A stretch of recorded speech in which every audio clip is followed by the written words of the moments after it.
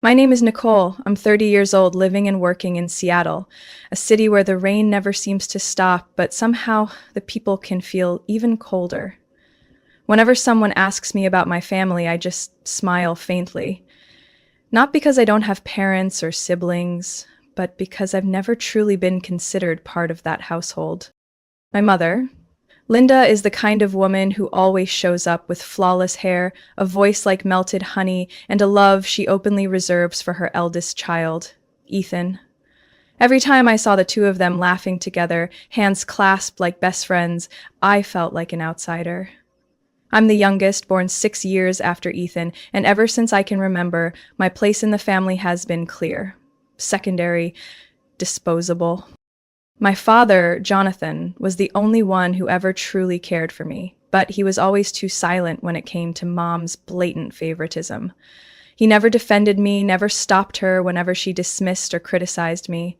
Over time, I learned to stay quiet, not because it didn't hurt, but because I knew speaking up wouldn't change anything. In seventh grade, I won second place in a county science competition, the only student from my school to earn a prize that year. Mom barely glanced at the ribbon before asking, "So, how did Ethan do on his SATs?"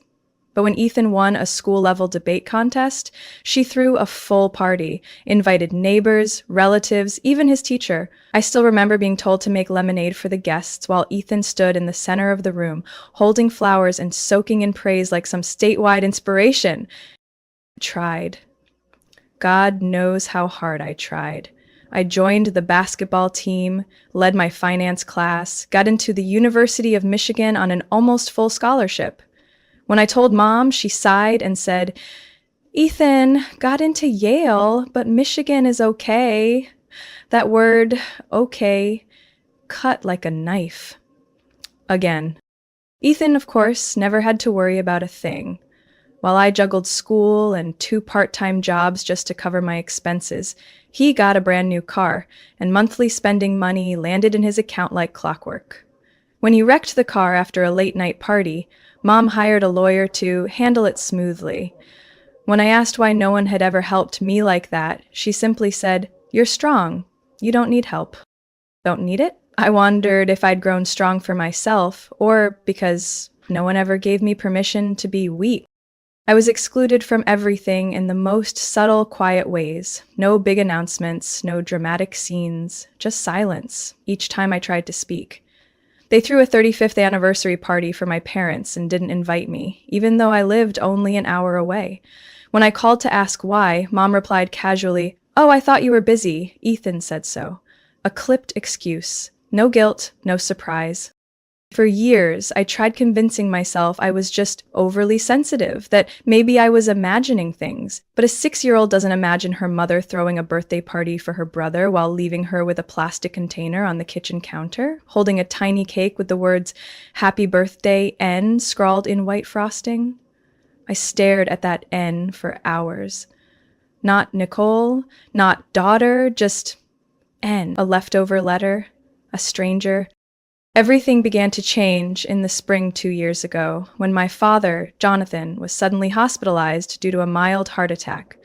The doctor said if we had waited just a few more minutes, the consequences could have been much more severe. I remember standing silently in the hospital hallway, pale yellow lights casting long shadows on the wall, my heart frozen by one quiet realization. I was still terrified of losing the only person in my family who had ever truly cared for me. Dad was discharged after 3 days. He looked thinner, but his smile hadn't changed. While Mom busied herself texting her lawyer about a new investment, I was the one peeling fruit, fluffing pillows, and organizing his medication. Ethan came by only once, took a few photos for Instagram, and left. I didn't blame him. His apathy had been nurtured like a family heirloom. That was when I discovered an old yellowed letter in the drawer next to Dad's hospital bed. It was from my grandfather, written in 1978, describing the family's roots. A small town in central Italy called Vinci. It was where he'd spent his childhood before emigrating to the US after the war. I had never heard my father mention this place before, but when I asked, his eyes lit up like a boy's. He said he'd always dreamed of going back, just once, to feel the cobbled streets beneath his feet, to breathe in the scent of warm bread baking in the old brick oven near the church. That night, I couldn't sleep. I sat in front of my laptop, zooming in on satellite maps, reading travel blogs, digging through immigration archives at the Seattle Public Library, desperate to make sure Vinci was real and still alive. The next morning, I opened a new savings account. Every month, I transferred $2,000 from my fixed salary, an enormous chunk given the cost of living in Seattle. I cut everything. No more takeout coffee, canceled my gym membership, swapped Uber for the bus. My coworkers thought I was saving up to buy a home. I said nothing, because my goal wasn't bricks or walls. I was buying something my father had never dared to dream of. Almost 2 years later, the account reached $58,200. I could hardly believe it. When I called the Vinci Town Hall and was connected with a woman named Signora Bianca, manager of the local records office, her voice trembled when she read my grandfather's name from an old birth certificate. Giuseppe Moretti, born in 1923. She told me a distant relative still lived in town, running a small wine shop that had been in the family for nearly 80 years. I spent 3 weeks planning every detail, a rental villa tucked in an olive grove near Vinci, round-trip business class flights for Dad, myself, and, at the time, I imagined, anyone who wanted to join. I booked a Tuscan cooking class, a private winery tour with our relatives, a small ceremony at the ancient church where my grandfather had been baptized. I even hired a local photographer to document the whole journey, like a personal documentary, just for Dad. My father would turn 63 this June. Not a milestone like 60 or 70, but to me, after that heart attack, every year he was still here felt worth celebrating. When I revealed the plan to him over lunch at his favorite Italian restaurant on a rainy afternoon, he went completely silent. I had never seen my father cry, but that day a single tear slowly fell, and he held my hand tightly. He said just 3 words, "Thank you, sweetheart." It was short, but in that moment, every sacrifice over the past 2 years felt completely, utterly worth it. I hadn't told Mom or Ethan at that point, partly because I wanted to be sure everything was confirmed, and partly because I didn't believe they would genuinely care. I revealed the Italy trip plan one evening in early March during a rare family dinner with both parents and Ethan present. We sat around a table at Dad's favorite steakhouse in downtown Tacoma. When I laid out the details, flights from Seattle to Florence, a vintage villa in the Chianti Hills, a reunion with our Italian relatives, and a handmade pasta workshop, Dad lit up like a child receiving a rare Lego set. Ethan raised an eyebrow. "Wow, you really went all in, huh?" he said, swirling his wine with a strange tone. My mother, seated beside him, gave a soft nod. "Sounds interesting," she replied, eyes never lifting from her phone. I'd grown used to this kind of half-hearted reaction, but at least they didn't object, or so I thought. In the following weeks, I sent detailed emails with flight options and the prepaid hotel costs. No reply from Mom. Ethan left a thumbs up in the family chat, then went silent. I called, texted, asked for input from Ethan's diet needs to Mom's mattress preference, but only got cold politeness. Nothing direct, but enough to make me suspicious. One Thursday evening, I dropped by my parents' house to finalize trip details. The living room lights were bright. I heard laughter from the kitchen and guessed Dad had told one of his stories. But when I entered, the air shifted. Ethan sat with Mom, wine in hand, both of them falling quiet like someone had turned off the music. "Oh, Nicole, we didn't expect you," Mom said flatly, setting down her glass. "I thought you were busy planning your big adventure." I kept calm. "I need to confirm numbers for the Vinci winery tour. They need final headcount this week." Mom glanced at Ethan. He shrugged slightly. "Actually, Mom and I were thinking of another option. A cozy party at home, so friends and family can join. Dad likes familiar things, you know." I froze. "You're saying you want to hold Dad's birthday here instead of in Italy?" Mom slowly nodded. "Tuscany sounds lovely, but do you really think he'd be comfortable? 12 hours of flying, jet lag, unfamiliar food. At his age, sometimes simple is better." I turned to Ethan. "You weren't going to tell me before making a whole new plan?" "You always do things your way," he smirked. "We're just offering a better fit. The whole family agrees. He'll enjoy it more with everyone around." Not everyone has the time or money for Italy, Nicole. I never forced anyone to go, I said, pulse rising. This trip is for Dad, not for me. And he said himself he wanted to go. Mom stood, adjusting her cardigan. We haven't said anything to your father yet, so let's not turn this into a fight. We all want what's best for him, right? That's when I knew they had made plans behind my back. Quietly, deliberately, and without me. The bitterest part wasn't the opposition. It was being treated like I didn't exist. After that day, I received no more messages in the family chat. All communication funneled through Mom and Ethan. When I called Dad to ask about the trip, he just chuckled and said, "Oh, your mom told me you're too busy with work to decide." I nearly dropped my phone. My father, the one I thought was always on my side, had no idea about the plan I spent 2 years preparing. At the time, I didn't yet know what else they had kept from him. But one thing was crystal clear. I had been quietly removed from my own father's birthday celebration. No warning, no invitation, no seat at the table. Saturday afternoon, I stopped by my parents' house after finishing an early consultation shift at the office. In my hand was a gift box. A custom-printed photo book of the Tuscan region, complete with captions I'd written myself, including images of the villa, the winery, the old church, and the stops my dad used to mention in those rare father-daughter talks. I planned to hand it to him personally, a small surprise during these increasingly suffocating days. I didn't call ahead, partly to preserve the surprise and partly because I believed you shouldn't need permission to visit your own parents. But from the start of the block, something felt off. Cars lined both sides of the curb, familiar names flashing through my mind. Aunt Hannah's car, Uncle Kent's, the Clarks' neighbor couple, and that silver SUV I was certain belonged to Ethan's best friends. My eye twitched slightly.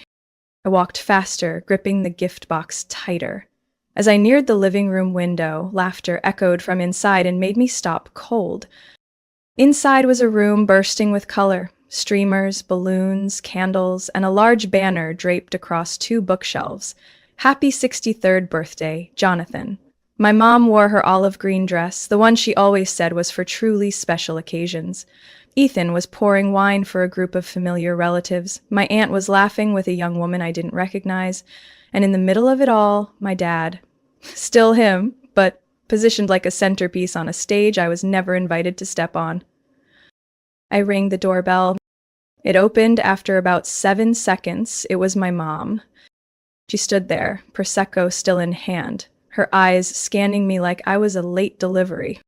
"Nicole," she said, her voice unpleasantly calm. "I thought you were on a business trip in Portland." I swallowed the lump in my throat. "I'm not in Portland. I came to wish Dad a happy birthday." She didn't avoid eye contact, but she didn't invite me in either. Tonight was something we all decided together. Just a small party, close friends, and immediate family. We agreed. Your presence wasn't necessary. I stood frozen, my throat burning. We? Who, exactly? "You're blowing this out of proportion," she said, lowering her voice. "Your father deserves a peaceful evening. No drama, no tension. You understand that, right?" I gave a dry laugh, not out of joy. "So you planned this behind my back? Not a single message? Not even a call?" "We talked about this," she replied. "That Italy trip was excessive. It stressed everyone out. No one wanted to follow your itinerary. I'm simply choosing what's more pleasant for everyone." "More pleasant," I repeated, "for everyone, except me." I looked over her shoulder into the crowded room. People were raising glasses. Someone burst into laughter at a joke Ethan had just told, too far for me to catch.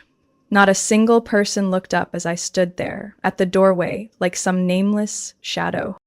"Does Dad know I wasn't invited?" I asked. She didn't respond immediately. "He doesn't know," I answered for her, my voice hoarse.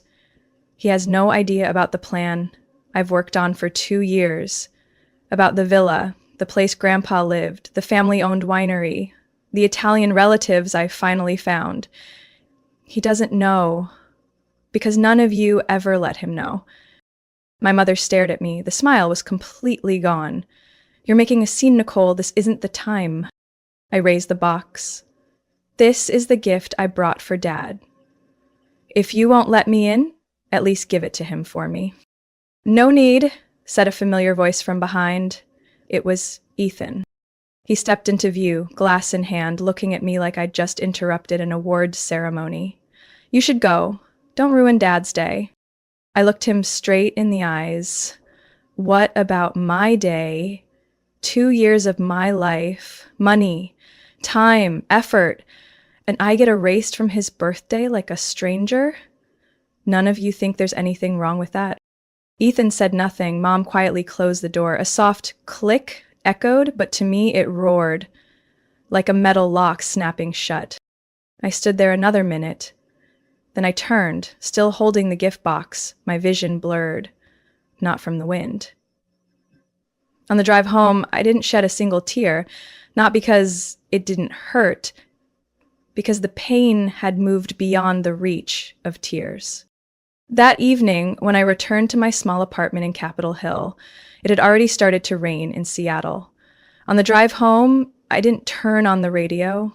I didn't cry either. I just felt empty, as if someone had scraped all the emotions out of my chest, leaving only a numb, hollow space behind.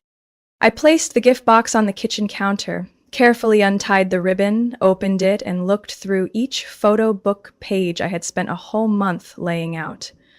Beneath the photo of a stone villa, soaked in afternoon sunlight, was the caption, "I hope you'll find something again, in the land, in the wind, in the heart of the one who once belonged to that place."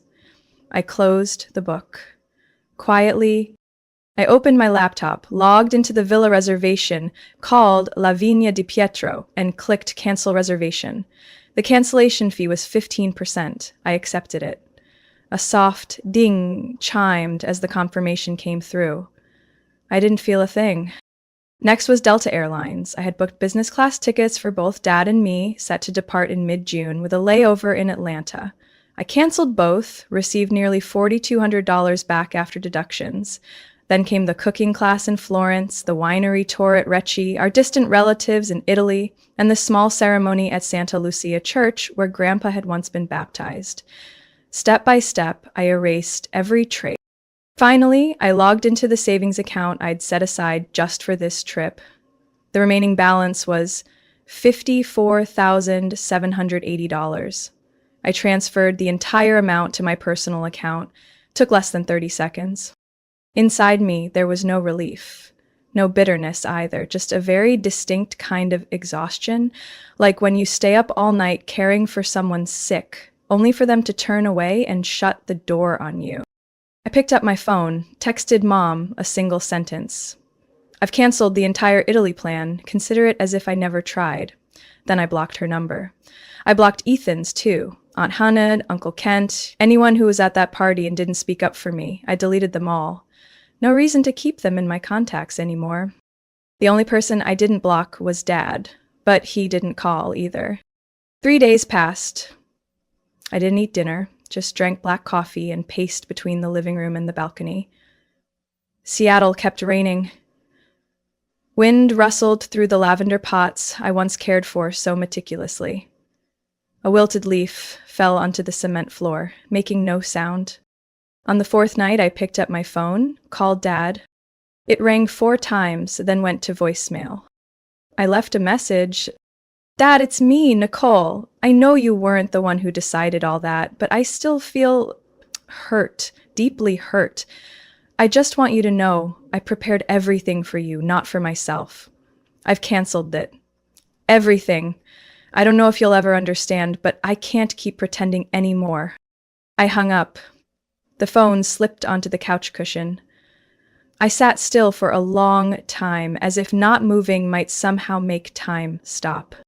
The next morning, I decided to leave the city. Not far, just a small cabin on Whidbey Island I had once rented to write my graduate thesis.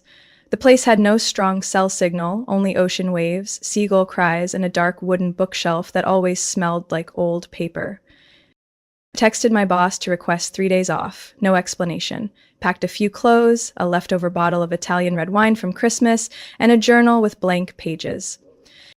On the ferry ride to the island, I watched the pale sun shimmer on the gray water like wrinkled silk. A little boy stood beside his mother, pointing at each seagull, calling out the wrong names but laughing anyway. I wondered, had my mother ever looked at me like that? Had she ever truly seen me? Not as a lesser version of Ethan, but as myself. I had no answer, but I knew one thing. This time, I wouldn't come back the same. I wouldn't be the one putting out fires I didn't start. I wouldn't knock on doors already locked, marked with a not welcome sign. As I stepped onto the wooden walkway leading to the cabin, I heard a soft chime from my jacket pocket. A voicemail alert. It was from Dad. I listened. A long sigh, then his voice. Soft, slightly shaky. Nicole, I don't know what's going on, but I need to see you. There's something I think you don't know yet. I gripped the phone tightly in my hand. I replayed Dad's voicemail 3 times, each time feeling my insides twist tighter. There's something I think you don't know. That line echoed in my head as I slowly paced around the small wooden cabin tucked among pine trees. That night, I couldn't sleep. The wind beating against the windows felt like a push, a reminder to go back and face what I had been avoiding since that front door slammed in my face. The next morning, I drove back to Seattle. On the way, I didn't call Dad. Instead, I called someone I never thought I'd reach out to. Ethan. I said just one sentence, I want the truth. He paused for a few seconds, then quietly replied, Come over tonight. Rebecca will be out. We need to talk without anyone interrupting. I arrived at 6:30. Ethan's 2-story home sat in a quiet neighborhood. Stone path leading to the porch, warm yellow lights glowing from the living room. It looked far more harmless than the image of him I had carried for years. But the moment he opened the door, I saw something different in his eyes. He handed me a cup of tea, no wine, no pleasantries. We sat across from each other on the sofa, lights dimmed, only the soft glow from the kitchen corner lit the space. I heard Dad's voicemail, I began. So did I, Ethan said, eyes cast down to the wooden floor. And, yeah, there are things you need to know. I crossed my arms, forcing myself not to interrupt. Mom told Dad you didn't want to come to the birthday, he said bluntly, that you were too busy, too upset about the Italy trip getting pushed back, so you decided to take a break from the family. She told him you weren't answering texts, not picking up calls, and he believed her. I exhaled, hands cold. He had no idea about the 2 years I spent planning, about contacting our family in Italy. Nothing? Ethan shook his head. I trusted her. I saw you pulling away from the group chat, canceling meetings, and not showing up to the party. I thought maybe she was right, that you were angry, cutting ties. But these last few days, something didn't add up. I clenched the teacup handle. Why did you believe her, after everything? Because I've always let her control the narrative, Ethan admitted. I was the protected one. You were the one who had to stand on your own, because you didn't have Mom shielding you. But that also made me blind. I stared at him, searching for a specific feeling, but couldn't name it. Finally, I asked, How do you know for sure she lied? Ethan stood, walked into his study. He returned a few minutes later with a folder and a thick envelope. Dad found a bunch of old letters and documents in Mom's private drawer, he said. There were printed emails you sent to the whole family. She never forwarded them to Dad. There was a planner where she scheduled the party, and next to it, in red ink, Don't mention Nicole to Jonathan. Reason, tension, protect his health. I couldn't believe what I was hearing. Ethan handed me the envelope. These are copies Dad asked me to give you. He knows now, and he's furious. Where is he? At Uncle Rich's place, his college friend. He left the house after confronting Mom last night. My chest felt hollow, like everything that had collapsed was now being rebuilt, but with broken pieces that didn't quite fit. I'm sorry, Ethan said softly. I know sorry doesn't cut it, but I want to make things right. I stood up. You can help by telling Dad I want to see him, today. Anytime he's ready. Ethan nodded. I'll call him right now. And Nicole, Thank you for coming. I stepped out just as twilight was falling. The rain had stopped, but the air still carried the weight of cold. My heart held 1,000 unanswered questions, but one thing I knew for sure: my mother had orchestrated everything. My dad arranged to meet me on Sunday morning at Uncle Rich's cabin by Lake Sammamish, where he'd been staying. The sky was gray, mist hovering over the water, echoing the heaviness I'd been carrying for weeks. But when I arrived, Dad was standing on the porch wearing that old brown jacket I remembered from our first father-daughter camping trip when I was 12. He hadn't changed. Still the only person who ever truly saw me. I stepped out of the car, holding my composure. Dad walked up and gently pulled me into a hug.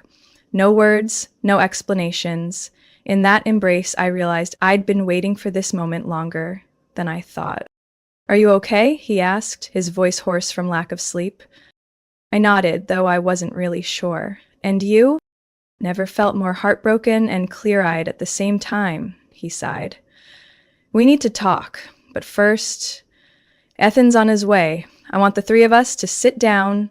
No more guessing." I didn't resist.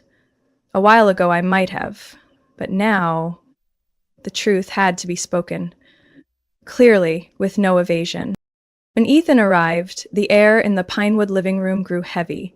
Dad sat between us, his hands clasped together. He was the first to speak. "I listened to your voicemail, Nicole, and I've read everything Ethan brought. I'm sorry I shook my head, my voice catching.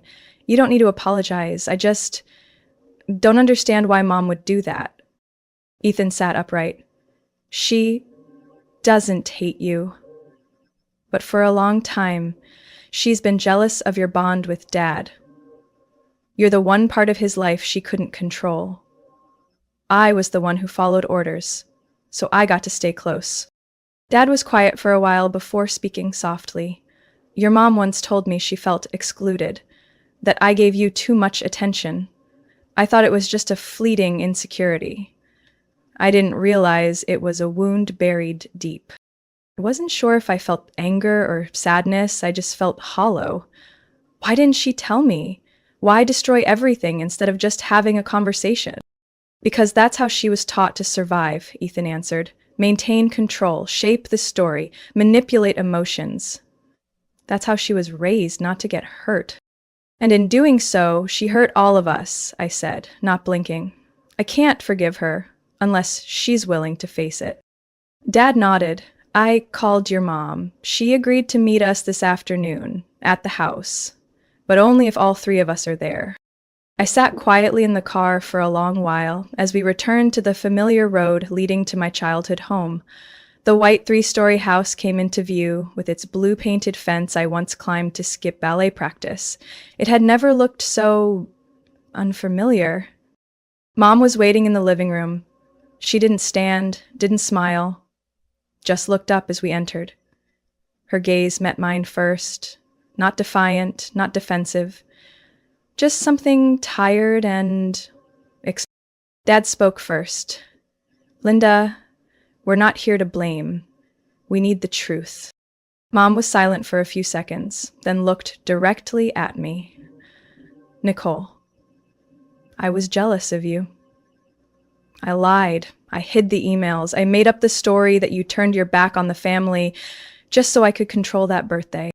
I stood still, heart pounding, not from shock, but because she finally said it. "I felt invisible to your father," she continued. "Since you were born, you two shared a language I was never part of, and I was wrong to turn that into a weapon." "What do you plan to do now?" I asked. The question held no anger, just clarity. "I'm starting therapy," she replied. "The doctor your dad recommended. I've made the appointments twice a week. I don't know what I can fix, but I want to start." None of us said anything else. We didn't need to. That afternoon, as I left, my mom stood by the door. She didn't beg, didn't justify. She simply said one thing. "If you're ever ready, I'd like to hear about the Italy trip, even if it never happened." I paused and looked at her. "It still can, but this time not for you, not for the family, for Dad, and for me." For the first time in my life, she didn't try to respond. She just nodded. Small, but real. The flight departed on an early July morning. My father and I sat together by the window on a direct flight from Seattle to Florence. When the flight attendant handed out warm towels and Dad rotated his left shoulder, the one he always called his college basketball souvenir, I looked over and realized he had aged. Not drastically, but enough for me to understand. If I didn't do this now, there wouldn't be another chance. Tuscany greeted us with golden sunshine and the scent of lavender thick in the air. The villa I had booked, Casa del Vento, sat on a hillside, blanketed in olive trees and vineyards, with stone-paved paths and a sun-bleached, arched wooden gate. The first time Dad saw it, he simply said, "Looks just like that photo from your grandpa's 1962 letter." It took us 3 days to adjust to the time zone and adapt to the local rhythm. Late lunches, standing espressos, and conversations held more with eyes than words. Every morning, Dad and I would sit on the veranda, sip coffee, read maps, and bicker lightly about whether we should start in Valdorcia or head straight to Vinci. On the 5th day, we reached Vinci, the little town where my great-grandfather was born. The San Giovanni Church still stood, surrounded by the ancient cypress trees he had once described in the purple-inked notebook I'd kept since childhood. Marta, the town's archive keeper, had our records ready. When Dad held the original birth certificate of his grandfather, I saw his hands tremble. It wasn't age, it was the weight of touching something that had always just been a family dinner tale. That evening, we were invited to dine with the Rechises, a distant branch of our family. We sat under grapevines in their backyard, at a long table draped in white linen, warm string lights glowing on faces that were both strange and strangely familiar. A man named Pietro, around my age, raised his glass of Montepulciano and said in broken English, "To your return, Jonathan.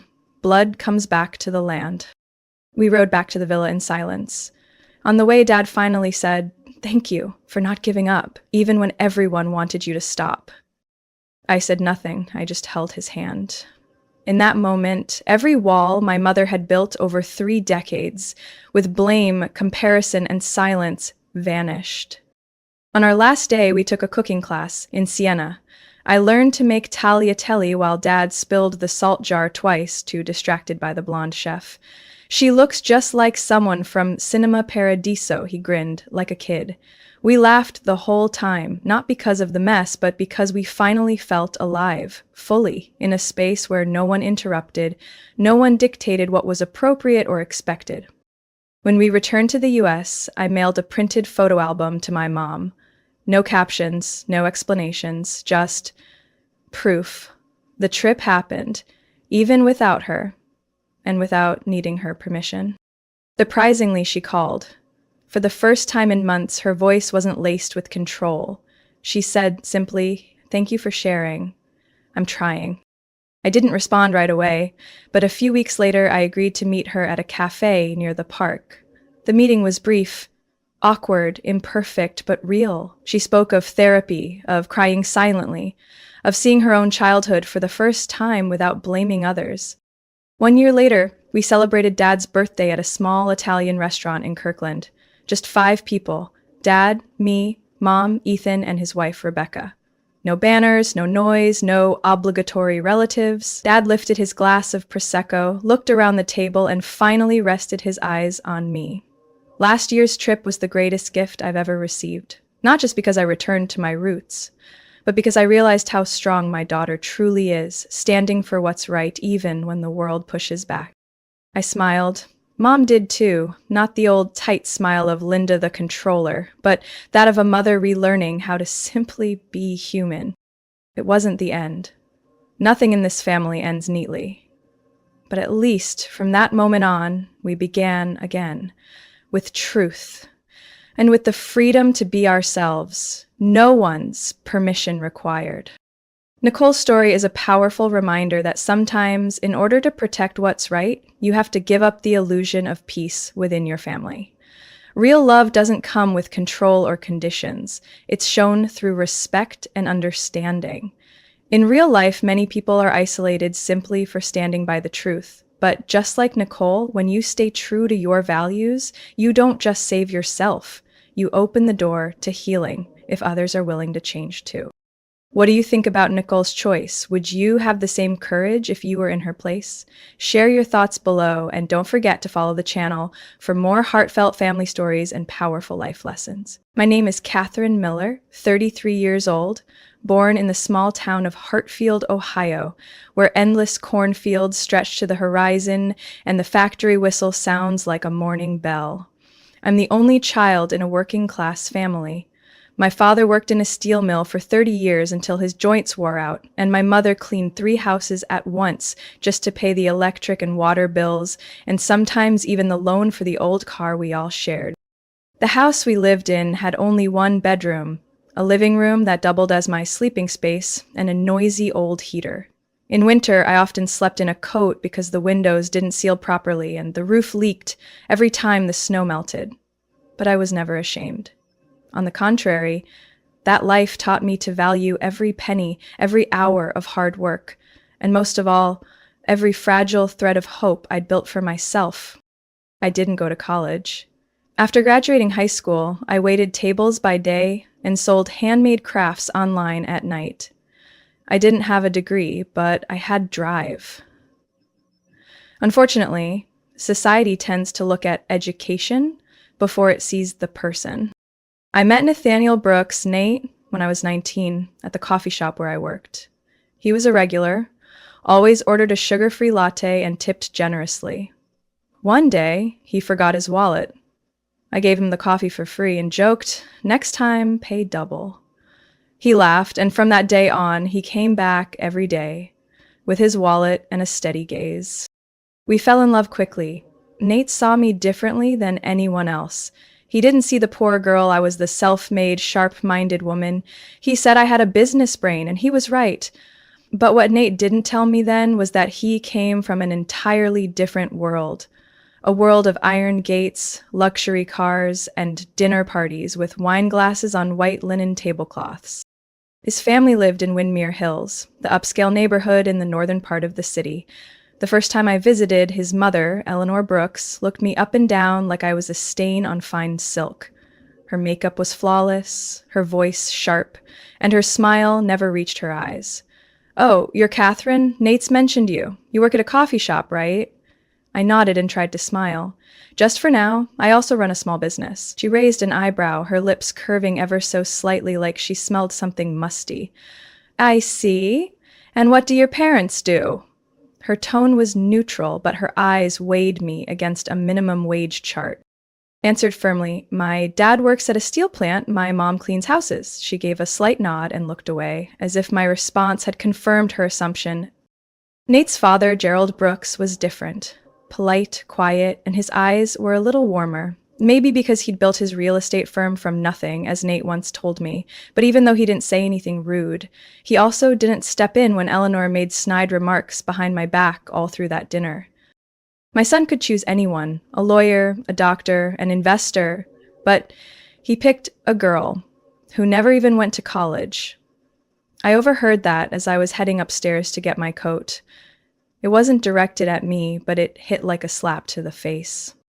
I didn't say anything, not because I was weak, but because I knew real victory wouldn't come from a comeback.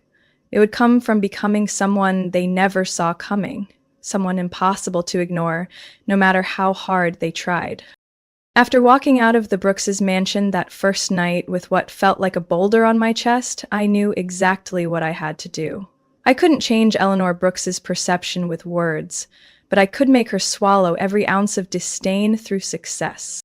I left Hartfield at 22, carrying a suitcase of secondhand clothes and $2,400 saved from 3 years of late-night shifts at a coffee shop and selling handmade goods on Etsy. I rented a tiny room in East Elm, a working-class suburb outside Minneapolis. The space was just big enough for a mattress, a folding table, and an old laptop I bought from a local resale shop. Every morning, I worked as a barista at a donut shop.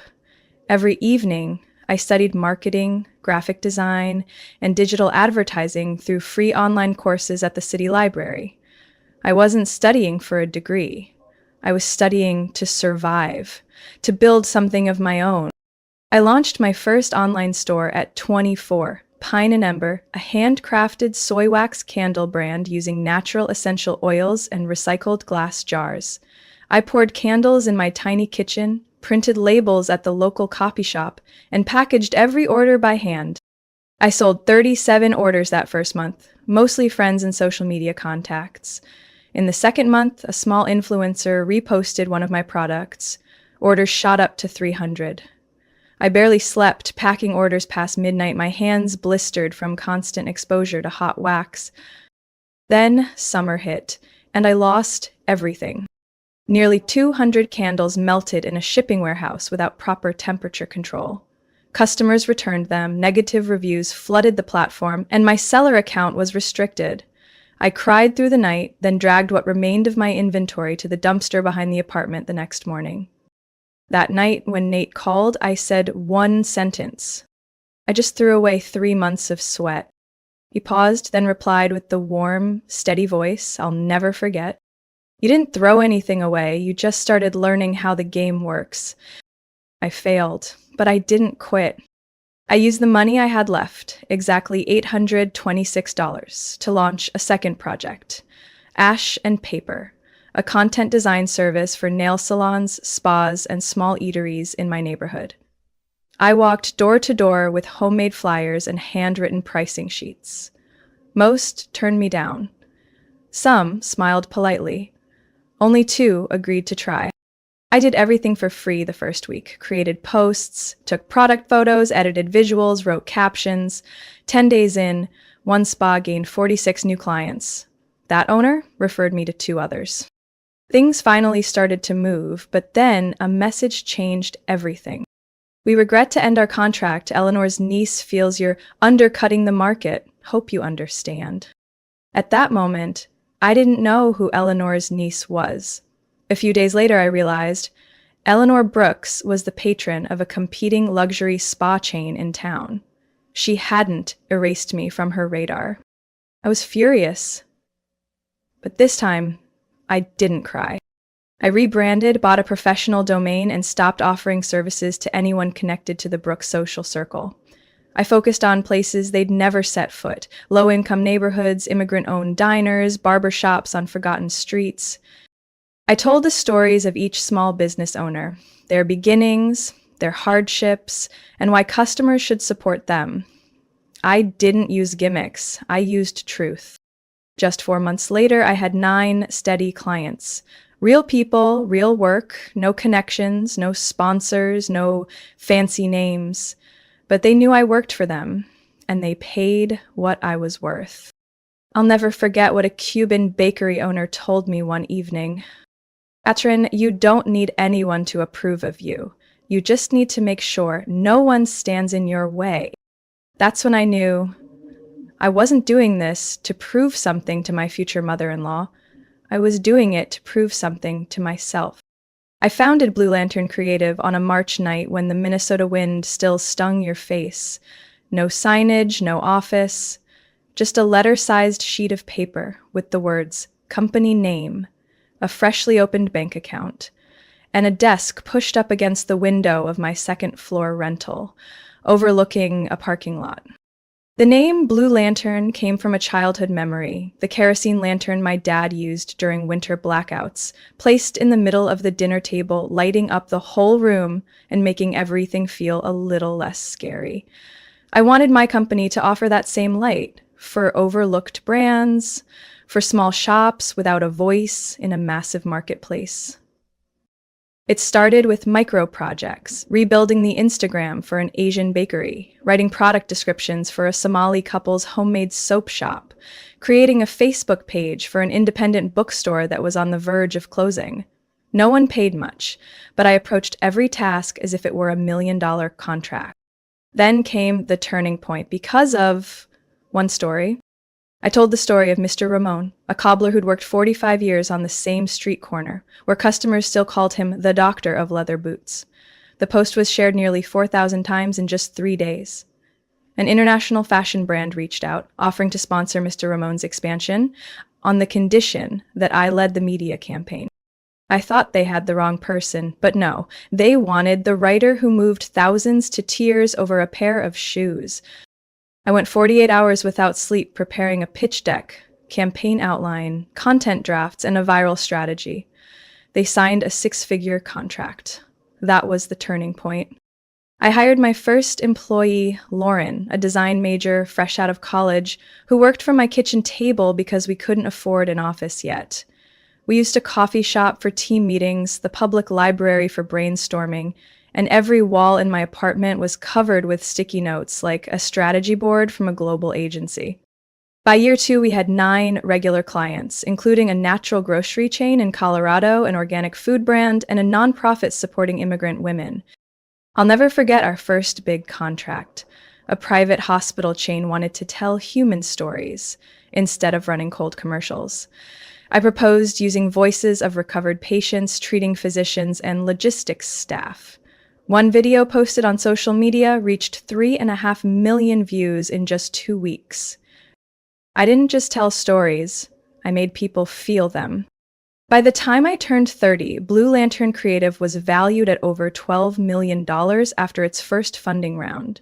I signed a lease for a 2-story glass office in downtown Minneapolis, hired 14 more team members, and started taking projects in Los Angeles, Chicago, and Seattle. For the grand opening of our new office, I flew my parents in from Hartfield. My father, the same man who once avoided buffet restaurants because he thought they were too fancy, stood silently at the 9th floor window looking out over the city. He said nothing, but when he shook my hand, it trembled. Not from the cold, but from pride. I had stepped into a world I used to only see through the cracked screen of my phone.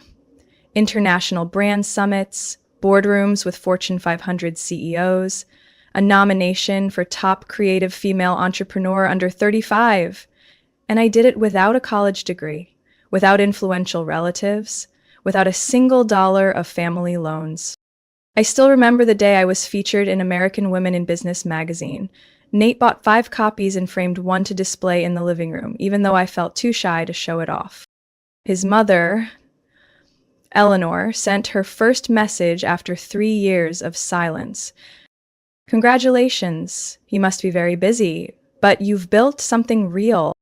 I didn't reply, not out of bitterness, but because I no longer needed her approval to breathe. And when the local news station invited me to speak about my startup journey, I ended with one line that made the entire audience erupt into applause. They once called me undereducated, but your worth isn't in a diploma, it's in how people remember you after you've walked out of the room. I used to believe that once I became successful, all the gaps in my family would naturally close, but it turns out the ones who reach out their hands first are often the last to appreciate it. The Brooks family never truly acknowledged me as one of their own, even after I had been Nate's wife for 3 years. Eleanor still introduced me as Nathaniel's wife every time she met someone new, as if my name was something too unsophisticated to mention in the circles she desperately tried to stay in. At first, I didn't mind. My work consumed most of my time. But when the calls from Nate's family began to carry more and more requests, I started to see the other side of that silence. Grace, Nate's younger sister, had just finished her degree in art history at an expensive private college in Eastern Virginia. She graduated with over $130,000 in student loans and couldn't land a stable job for over a year. One evening, Nate said to me, "She's hitting a wall.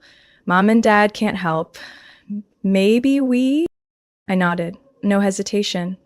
I told him to have Grace apply to the online graphic design program I had once funded for new hires with a full scholarship. I also quietly paid off her 3 largest loans to help restore her credit. Grace called me in tears. "You have no idea how grateful I am. I can't believe someone would do this for me." I smiled, but something inside me felt strange, because that same night, Eleanor texted Nate. "Don't let Grace become dependent on Catherine. She needs to learn independence." Not a single thank you, not one kind word. A few months later, Matthew, Nate's older brother, was diagnosed with a congenital heart condition that required immediate surgery. Insurance wouldn't cover all of it. Walter, my father-in-law, called Nate, voice cracking with emotion. We transferred $48,000 to the medical fund the very next morning. When Matthew was discharged, I visited the hospital and simply said, "Family means no one should ever have to choose between life and money." Matthew hugged me awkwardly. It was the first time since I married into the family that he looked at me without hesitation. But the real shock came when I discovered I had been paying for the country club membership that Eleanor and Walter frequented. One day, while reviewing our financial statements for tax filing, I noticed a charge of $3,200 per quarter, automatically withdrawn from the secondary credit card linked to the joint account Nate and I shared. "What's this?" I asked during dinner. Nate glanced at it and frowned.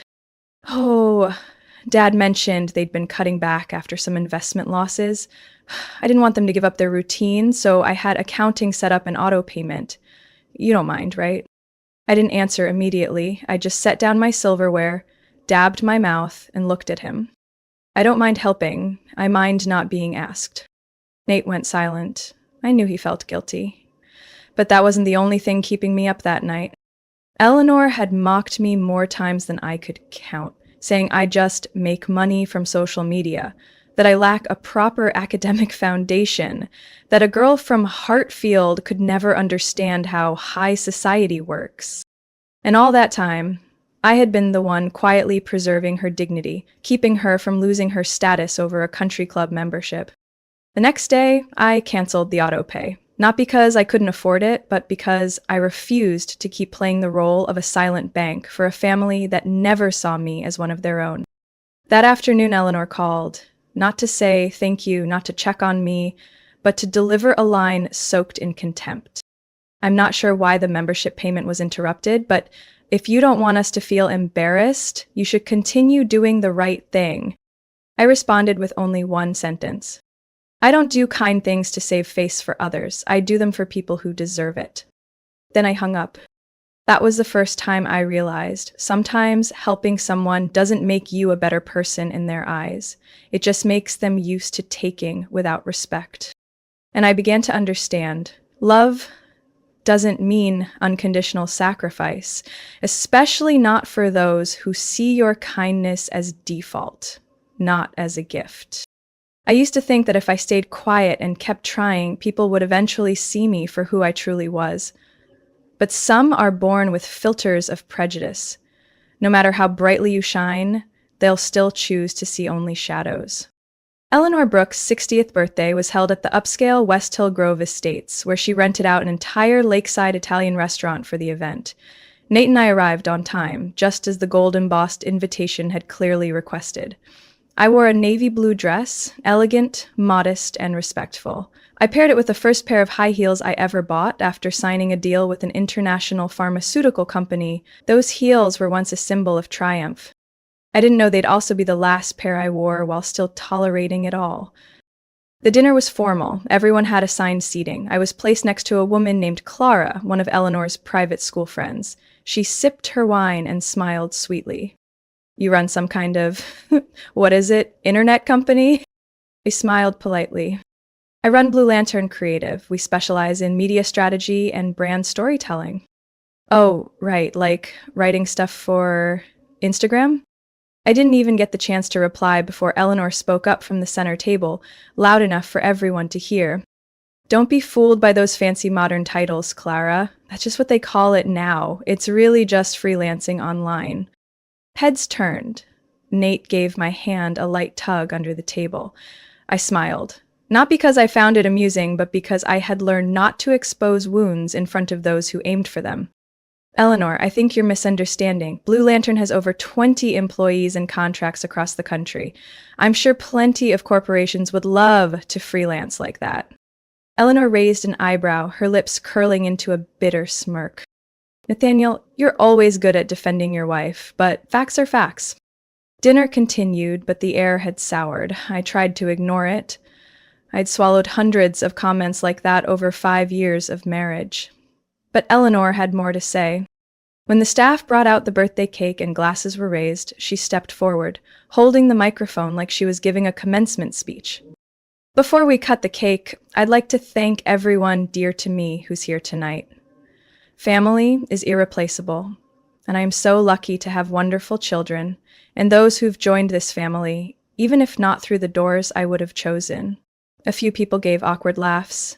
She went on, "We all have pasts. Some of us were raised with proper education, learning how to behave, appreciate culture, and understand class. And some of us come from places where they can't even tell the difference between success and lucky breaks." I set down my glass. Nate stood up sharply. "Mom, I think you should stop now." Eleanor didn't flinch. "Son, I've held my tongue for years, but tonight at my birthday party, I'm going to be clear.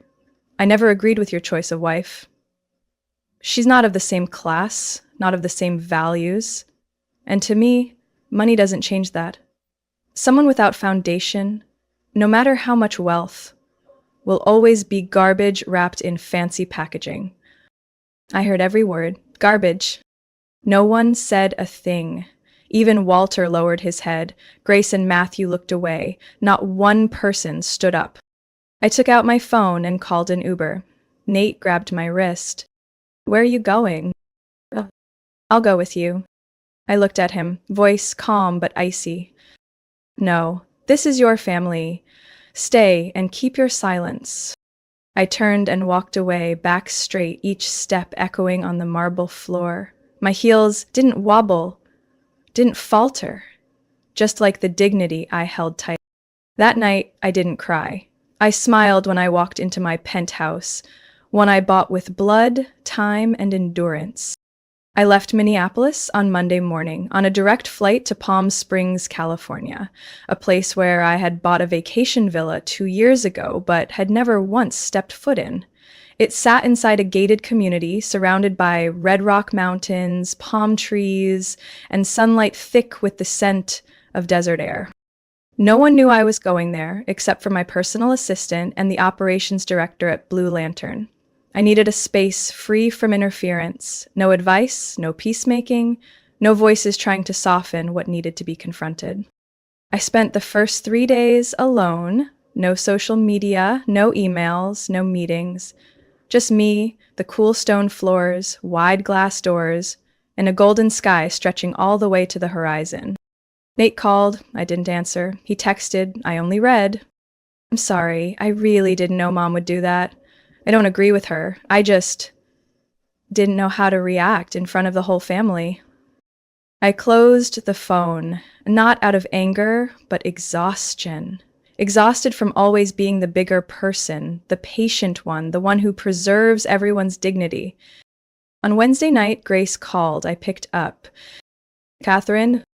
"Hi, Grace." Her voice trembled. I don't know what to say. "I didn't do anything. I'm sorry for staying silent." I sat down on the patio bench, watching the streetlights flicker between the palm leaves. Silence is a choice sometimes, Grace. But it comes with a price. I know, and I don't want to lose you. You're not losing me. I just don't want to stay in a place where my worth gets stepped on.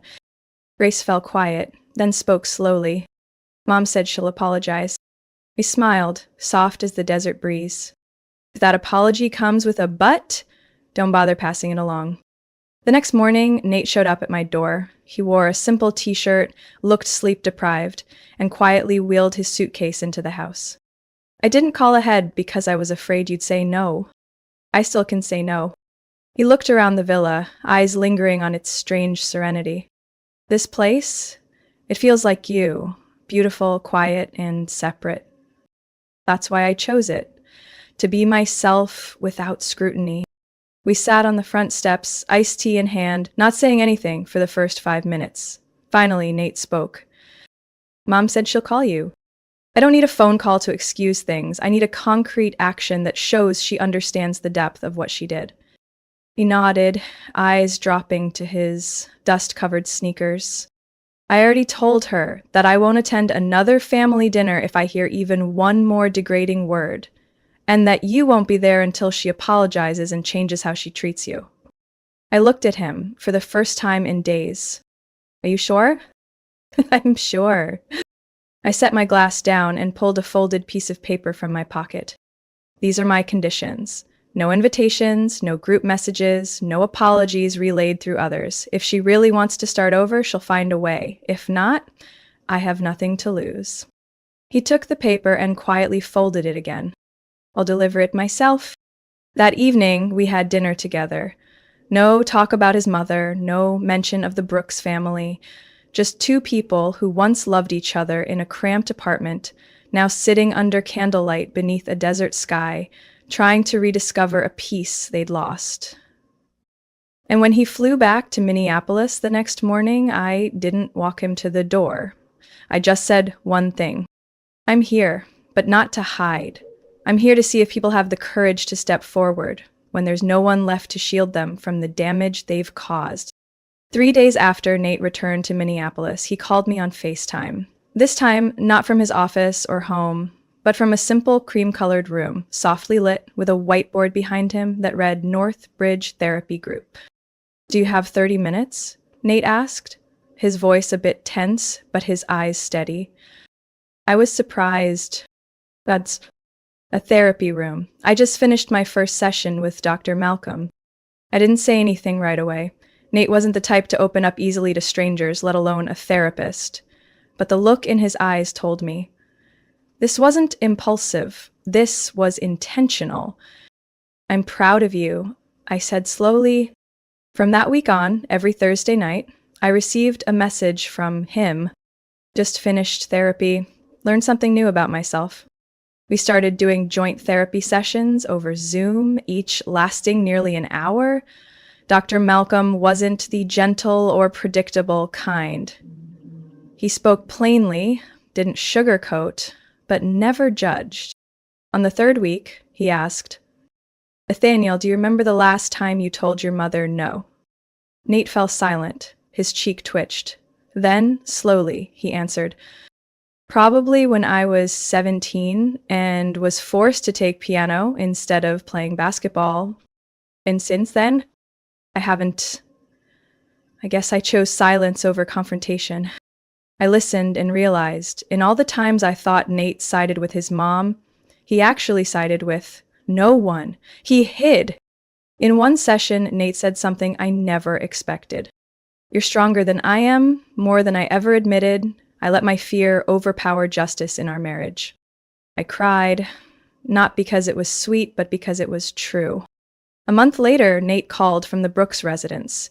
He was standing in the living room, camera pointed at Eleanor, who sat in a single chair, eyes cold. Walter stood next to her, hands clenched behind his back. Nate took a deep breath. Mom, this is the condition I mentioned. Either you apologize to Catherine, acknowledge your wrongdoing and commit to change, or don't expect me to come back. Eleanor raised an eyebrow. You're choosing a girl with no pedigree over the family that raised you for over 30 years? No, Nate answered firmly. I'm choosing the woman who built a life with me, a life you never understood because you were too busy looking down on it. A suffocating silence. Then Eleanor exhaled sharply, turned away, but said nothing else. Walter spoke up. Nate, bring Catherine back when you're ready. But don't push your mother right now. I'm not pushing anyone. I'm just choosing boundaries for myself. A few weeks later, Nate wrapped up work, stepped down from his role as financial advisor at his old firm, and officially joined Blue Lantern as our chief executive officer. I don't want to be the outsider anymore. I want to build with you, not just our marriage, our careers too. I agreed, but on one condition. He had to move to Palm Springs and live with me. Leave everything behind? No, we're just changing our foundation from endurance to choice. That month, Nate sold his old house and moved into the villa with me. For the first time in years, I saw him sleep without a laptop by the bed. We planted more lavender along the walkway, redesigned a shared home office, and walked under the palms every morning before starting the day. Blue Lantern grew quickly under our co-leadership. He had the strategic mind, I had the creative eye. We balanced. We trusted. When a magazine reporter asked Nate in a business profile what the hardest part of leaving his old career was, he answered plainly, letting go of the need to please my mother. Then he looked at me and added, but the best decision I ever made was choosing to stand beside this woman. Not behind her, not above her. I never needed my husband to be a hero. I just needed him to stop being someone else's shadow. 1 year after I walked out of Eleanor's birthday party, my life with Nate looked nothing like it used to. We never went back to Minneapolis. The villa in Palm Springs became our main home, a place far enough to avoid getting pulled into family drama, yet close enough for those who truly wanted to connect through kindness, not control. Blue Lantern opened 2 satellite offices, one in Denver, one in San Diego. Nate coordinated strategic planning from his office, while I continued leading the creative team and major brand campaigns. We shared everything: responsibility, profit, and decisions. Neither of us had to shrink so the other could shine. My mother, who had never been invited to the Brooks house, became a regular guest at ours. She visited at the end of each month, bringing jars of homemade jam and the dishes I grew up with. She called Nate the kindest son-in-law in America every time he gave up his seat, washed the dishes, or brewed her herbal tea just right. And Eleanor? She stayed silent for 6 months. No calls, no texts. Then, one Saturday morning, while I was tending to the ferns on our porch, my phone buzzed. The screen read, Eleanor Brooks. I stared at it for 10 seconds, then I hit decline. I no longer resented her, but I had no need to prove anything to her either. She may not have changed, but I had. A week later, Walter called. He asked to bring Eleanor by, not to reconcile, but to understand why we chose to walk away. I agreed, not because I wanted to forgive, but because I wanted them to see a version of me they had never truly seen, a woman who doesn't need to be accepted to have worth. Eleanor stepped out of the car in a pale beige linen dress, her face tense, but her gaze quieter than before. Walter gave me a gentle hug. She just nodded. We drank tea in the backyard, Nate grilled salmon, I made iced coffee. No one brought up the past until Eleanor said, this place, it's not what I pictured for the two of you. I smiled, setting my glass down. That's because you never thought I was good enough for him. You couldn't picture a future you didn't control. Eleanor didn't argue. She looked at me longer than usual, then said, maybe I was wrong. I didn't reply. I didn't need a long apology. I just needed to know she understood. As they were leaving, Eleanor paused at the gate, then turned around. Catherine, if you can, forgive. I'm willing to start over. I answered calmly. I'm not angry anymore, but forgiveness doesn't mean going back to how things were. If you truly want to start over, the first thing you need to understand is, I don't owe you another chance. Walter nodded, silently affirming. Eleanor didn't argue. She stepped into the car, and in the warm, dusky light, I saw, for the first time, she carried no pride. Maybe it was regret. Maybe it was loss. That night, Nate and I sat on the porch, under soft, golden string lights. He set his wine glass down, took my hand. Are you okay? Better than ever. Me too. And I'm proud of you for not backing down. I looked at him. A year ago, he stood in the middle, torn between family and marriage. Now he stood firmly beside me, his position clear, even without words. I was no longer haunted by judgmental stares or soft-spoken words that cut like knives. I didn't need their approval. I didn't need to be just enough for anyone. Happiness doesn't come from being validated by others. Happiness comes from no longer shrinking yourself to stay in a room that was never meant for you. I stepped out, and now I stand in the space I chose, beside someone who chose me, unconditionally. I am Catherine Miller, and I no longer need to be invited into anyone's family, because I've built one where I am respected, loved, and fully myself from beginning to end. Catherine's story is proof that true happiness doesn't come from being accepted by others. It comes from having the courage to set boundaries and live by your own values.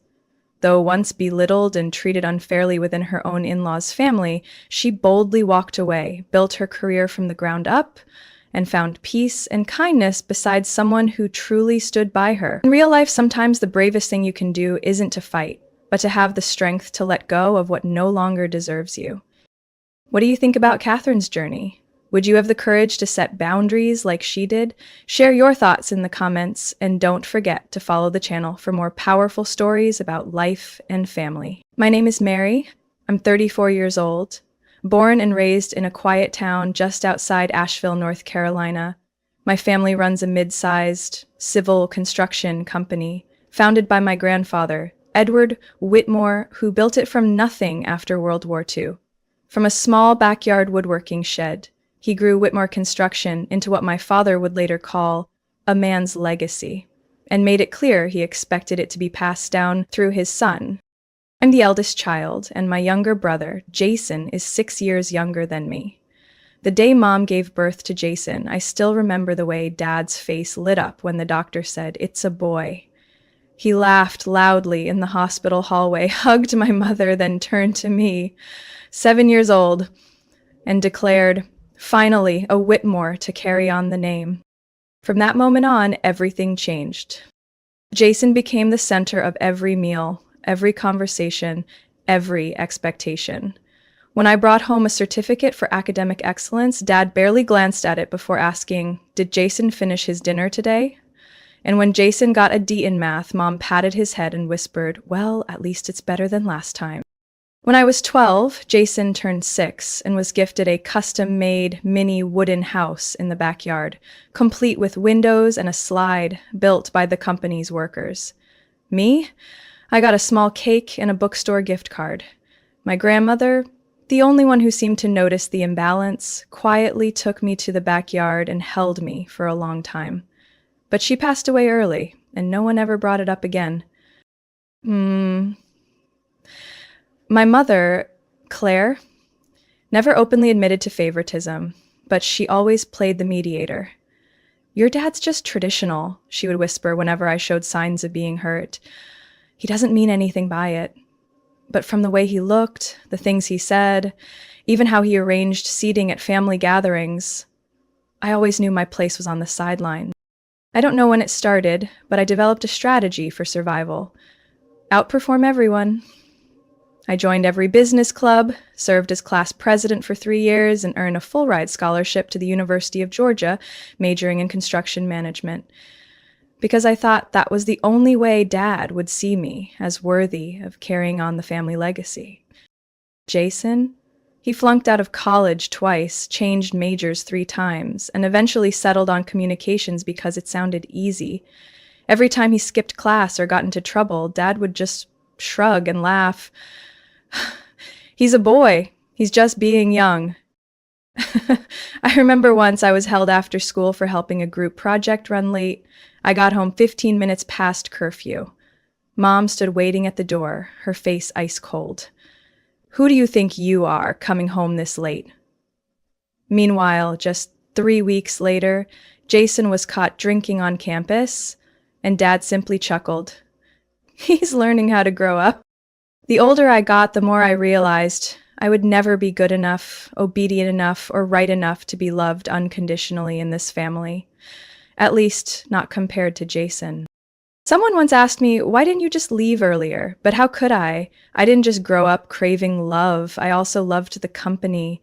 I loved the work, every blueprint, every concrete form rising from a job site. I believed that if I just kept showing up, kept giving my all, one day I'd be valued. I was wrong. At 22, I graduated from the University of Georgia with a dual degree in construction management and business administration, top of my class.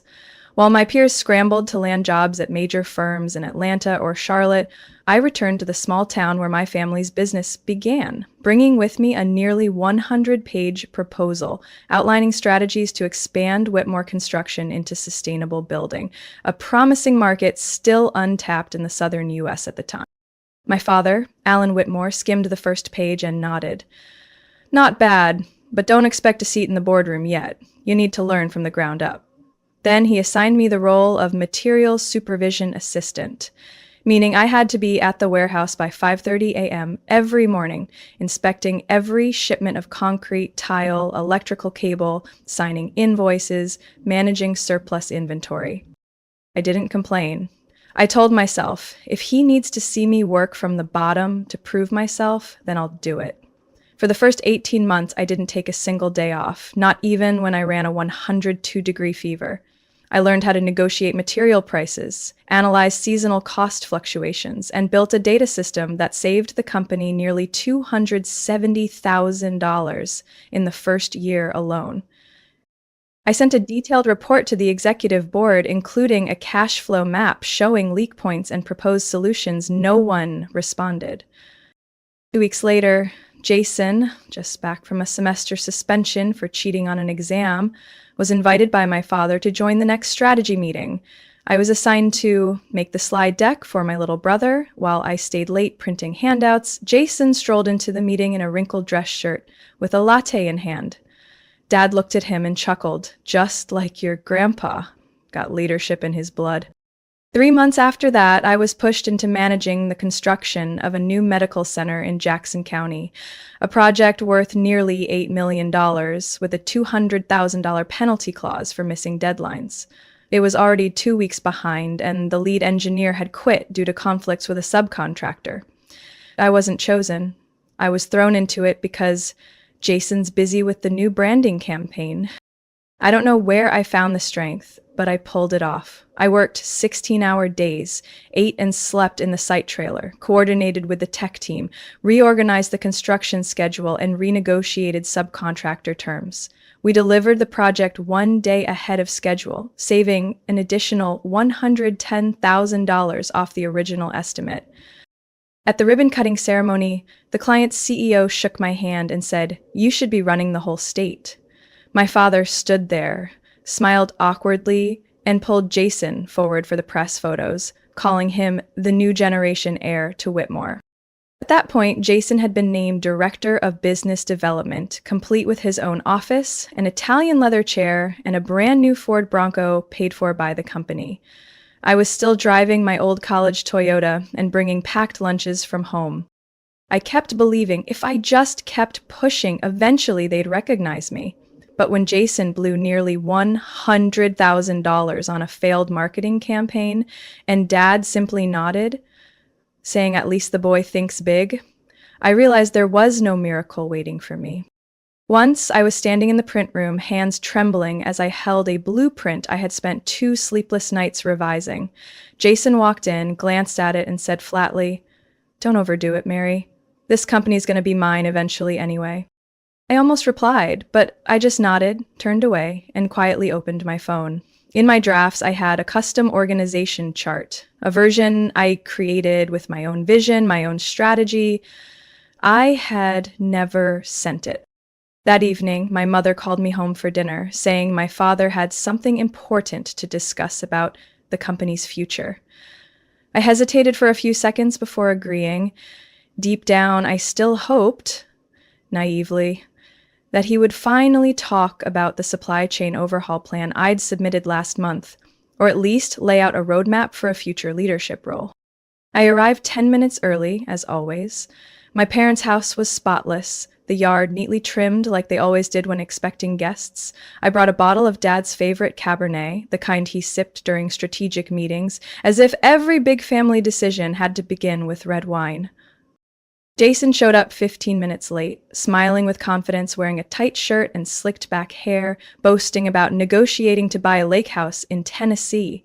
Mom buzzed around, placing more toasted bread on the table like Jason had returned victorious from war. Just after we clinked glasses, Dad stood up and cleared his throat. "I've been thinking a lot about the future of Whitmore Construction," he said. I sat up straighter, my heart pounding. I'm not getting any younger. It's time to pass things on. His gaze passed over me and landed on Jason. "We've decided to transfer all operating shares, investment assets, and the ownership of this house to Jason." The room fell silent. My fork clattered loudly against the plate. Jason? I repeated as if I'd misheard. He's getting everything? Dad nodded slowly. The boy carries the Whitmore name. He'll carry on the legacy. I scoffed. And what about me? He didn't meet my eyes. You'll receive 3 months' salary and keep the company car.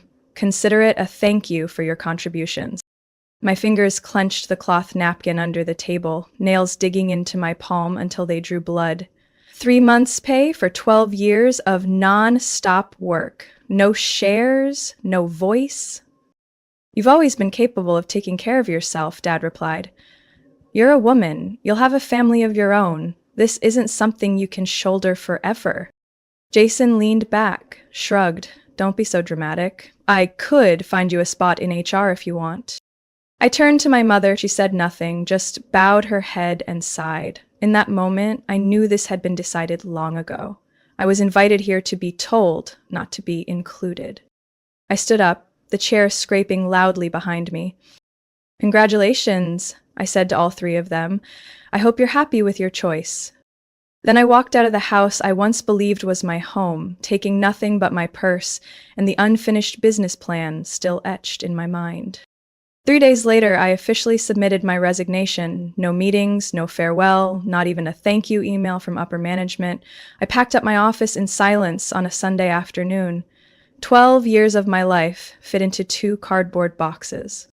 I moved to Nashville. The city was just far enough to avoid curious relatives, just big enough to start over without being noticed. I rented a 1-bedroom apartment, modestly furnished, nothing fancy, just enough to remind myself that this time, everything would be built on my own terms. The company I founded was named Whitmore Strategy Group, not because I clung to the family name, but because I knew that someday that very name would prove I was the one truly worthy of carrying it. I started out as an independent consultant for a chain of contractors struggling financially due to COVID-19. I had no capital, no network, just knowledge and a reputation forged from sweat at Whitmore Construction, even if my father never acknowledged it. The first 3 months were hell. I worked 15-hour days, lived on instant noodles, and only ran the AC for 1 hour before bed. But I had no regrets. Every signed contract was a declaration. I didn't need anyone's permission to succeed. I never thought I'd be starting over at 34, in a completely unfamiliar city with no family, no safety net, and no name that carried weight. But it turns out, when you've got nothing left to lose, every opportunity can be a beginning. Whitmore Strategy Group, the name I kept like a challenge, was just a cheap line of text on a flimsy business card at first. My office was a corner of a rented 3rd-floor apartment where the noise from I-40 constantly echoed like a sigh that wouldn't stop. A laptop, a phone, and a collection of sample documents, that was all I had. I didn't register an About Us page on the website. I didn't mention the old company, not a word about my parents or Jason. Clients only needed to know I was Mary Whitmore, construction management consultant specializing in delayed projects, chaotic teams, and bleeding budgets. And I knew one thing. To survive, I had to be better than anyone else in the field. My first client came from a cold call. I heard that familiar desperation in his voice. We're 6 weeks behind. The general contractor's threatening to walk. Can you come out to the site tomorrow morning? I took an Uber to an industrial zone in Franklin, carrying a printed risk analysis I'd once used to train my old team. Within 2 weeks, I helped them get the schedule under control, slash material costs by 12%, and keep their largest subcontractor from leaving. They paid immediately after final sign-off, without negotiating a single dollar. I celebrated with a sandwich and a can of root beer in the parking lot, then went back to drafting the next client's quote. Word spread fast in Nashville's contractor circles. That Whitmore woman doesn't care where you're from, just knows how to get your site back on track. That's how I was introduced at a private meeting of independent engineers. One of them, Angela Cole, would later become my first business partner. Angela had been a lead engineer at a construction firm that went under during the pandemic, and like me, she had no one backing her up. We started picking up small projects, warehouse remodels, retail storefronts, quick office renovations for startups. I built standardized workflows, risk forecast systems, and implemented a real-time budgeting software so clients could instantly see where their money was going. I didn't make promises. I didn't wear cocktail dresses. I delivered results. After 6 months, I leased a real office. Tiny, but with a window. On it, I taped a single phrase: work speaks louder than last names. I didn't accept any media features, no interviews. When old contacts in the industry asked about Whitmore Construction, I simply smiled and said we operate independently. No bitterness. It wasn't necessary. What I needed was results, and I was starting to get them. A major real estate firm in Chattanooga hired me to consult on a luxury lakefront community near Norris Lake. The project was worth over $25 million. Their project director, Mr. Gerald Stone, was skeptical at first of some rookie from Nashville. But after 3 weeks, he handed me a complex land file and said, "If you can sort this out, I'll give you all of phase 2. I had it resolved in 10 days. 1 year after I walked away from my family, Whitmore Strategy Group had 17 active contracts, 3 full-time employees, and I was negotiating a lease for the second floor of an office building in East Nashville to expand. I didn't have time for resentment. I was too busy to feel sad. But one fall afternoon, while preparing documentation for a new project in Louisville, my phone rang. A strange number from North Carolina. I hesitated, then picked up. My mother's trembling voice came through. "Mary, your father?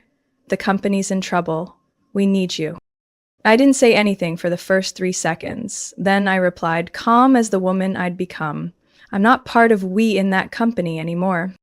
And I hung up. But my heart wasn't as indifferent as my voice, because I knew if they were calling me at this point, then Whitmore Construction was far beyond what an apology could fix. The message came at 6:13 a.m., just as I was brewing coffee in the office kitchen. "Mary, the house is at risk of foreclosure. Your father can't speak anymore. Jason, he can't handle it. Please call Mom." I set the cup down, my hand slightly trembling. The last time my mother texted me was 9 months ago. Just a cold e-card at Christmas, no words of concern. I didn't reply. Not out of anger, but because I wanted to see things clearly before stepping back into the same pit that once buried my trust. At 9 a.m., I called Kathleen, a longtime friend who worked at a local bank in Asheville. "I need to ask," I said directly, "has your bank processed any recent mortgage filings from the Whitmore house?" There was a brief pause, then Kathleen answered in a lowered voice, as if someone might overhear through the phone line. "Mary?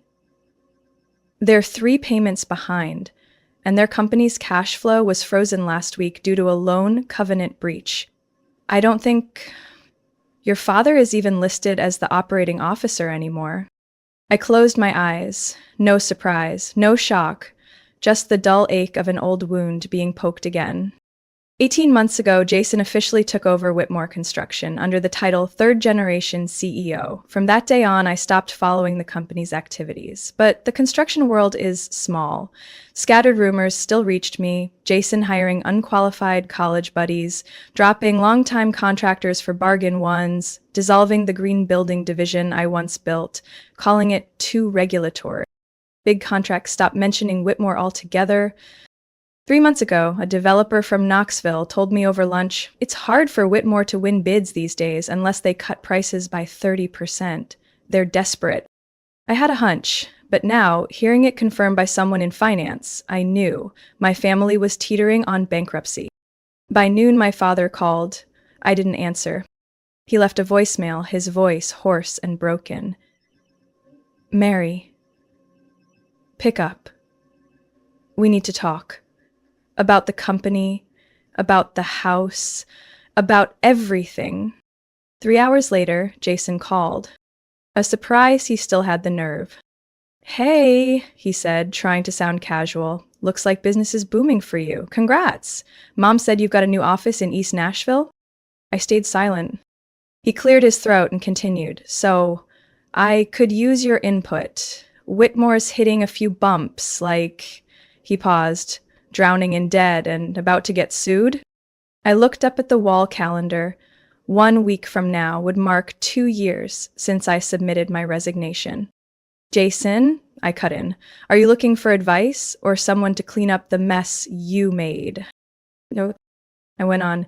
And if you're calling to fake reconciliation while still holding on to the company, pulling a six-figure salary, driving your company-paid SUV to your weekly seafood dinners, then you've got the wrong number. Jason sighed, his voice finally serious. I didn't think it would get this bad. That's because you never believed it could get bad, I said. You've never had to face real consequences. Well, I'm facing them now, he snapped, his voice cracking. You think I want to come home every night and see Mom crying while Dad looks like a ghost? I said nothing. Mary, he said, his voice nearly a plea. There's not much time left for the company. I can't bear to see Dad like this another day. Please, do it for him, not for me, not for Mom, for him. I sat in the quiet of dusk, staring out the window. The Nashville sky had turned a soft orange, late sunlight spilling across the exposed brick walls of my rented office space. Inside me, two feelings battled. Part of me wanted to turn away and let them face the consequences they chose, but another part, the one I hadn't extinguished, still wanted to see the Whitmore name survive something more dignified than a bankruptcy notice. I didn't promise anything, but that night, I reopened the organizational plan I had written 2 years ago. This time, I marked the parts I had once skipped. 3 days after Jason's call, I flew back to Asheville. No announcement, no one waiting. I rented a car at the airport and drove straight to the old house, a place that once symbolized a family empire, now sagging like its bones had been pulled apart, knee-high grass, rusted shutters, the Whitmore construction sign out front long gone, leaving behind stained screw holes on the weathered wood. My father opened the door. He looked far thinner than I remembered, hollow eyes gripping a coffee mug like it was the last trace of the man who once ruled the regional construction world. "You're home," he said softly, his eyes pleading but trying to hold on to a shred of dignity. I walked in without responding. On the living room table lay stacks of financial files, bank statements, legal notices, supplier letters, and 3 months of overdue payroll records. "We've lost almost everything," my mother said, voice thin. "The bank will foreclose on the house if we don't repay the loan in 3 weeks. I sat down, pulled out my laptop, opened 2 contracts prepared by my attorney. No small talk. "I didn't come back to save anyone," I said. "I came to buy back what should have been mine all along." Silence. "I'll restructure the company, pay off the debt, renegotiate contracts, and stabilize the cash flow. But in return," I paused and looked my father in the eye, "I want 51% of the shares, full voting rights, and the CEO title. I run it. No interference." My mother leaned forward, about to speak. I raised my hand to stop her. "And Jason," I continued, "steps down from all financial operations. No company cards, no signing authority, no bidding participation. If he wants to stay, he can work in client relations. Base salary, no bonus." "You're asking for too much," my father rasped. "I'm putting up both my money and my reputation to guarantee a company that's on the edge of collapse," I said. "If you want to keep the Whitmore name, this is the cost, non-negotiable." No one said anything for 5 minutes. At last, my father lowered his head and signed the documents. My mother picked up the pen with a trembling hand. I slid the papers into my leather bag and stood. "Starting tomorrow," I said calmly, 7 a.m., main office. Everyone shows up. The next day, I arrived at Whitmore Construction's old headquarters at 6:45. The glass doors were dusty. Inside, the wall calendar was buried under meaningless rainbow sticky notes. The computers hadn't had software updates in ages. The air smelled of moldy AC. A company once worth tens of millions was gasping under its polished shell. At 7:12, Jason showed up, wrinkled shirt holding a large latte. He walked in, looked around, and forced a grin. "Morning, new boss." I didn't respond, just tossed him a memo. It read, "Terminate all company credit cards issued to Jason Whitmore. Turn in company vehicle keys. Revoke banking access. Transfer to Client Relations Department. Report directly to CEO." Jason slammed the packet on the desk. "You trying to humiliate me in front of everyone?" I looked him straight in the eye. "You humiliated yourself. I'm just delivering the update." My parents arrived last. No one spoke. I opened an emergency meeting with the remaining staff. 14 people, scattered across the room, faces tired and devoid of trust. I stood in the center of the conference room, the same one I was once denied access to, and began. "Whitmore Construction used to be a source of pride. Now it's a liability. I'm not here to reopen old wounds.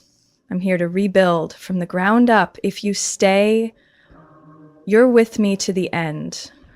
If you can't take it, you're free to walk away today." No one stood up, but no one clapped. I knew trust can't be bought, but results can. Rebuild it. On my first official day taking over Whitmore Construction, I held a private meeting with the accounting department. The head of the department, a young man named Curtis, one of Jason's college buddies, opened the meeting with this question. "So, how are we planning to handle all these invoices? Wait for another loan?" I looked at him for exactly 3 seconds before replying, "Submit your resignation. Today is your last day." Curtis went pale. No further explanation needed.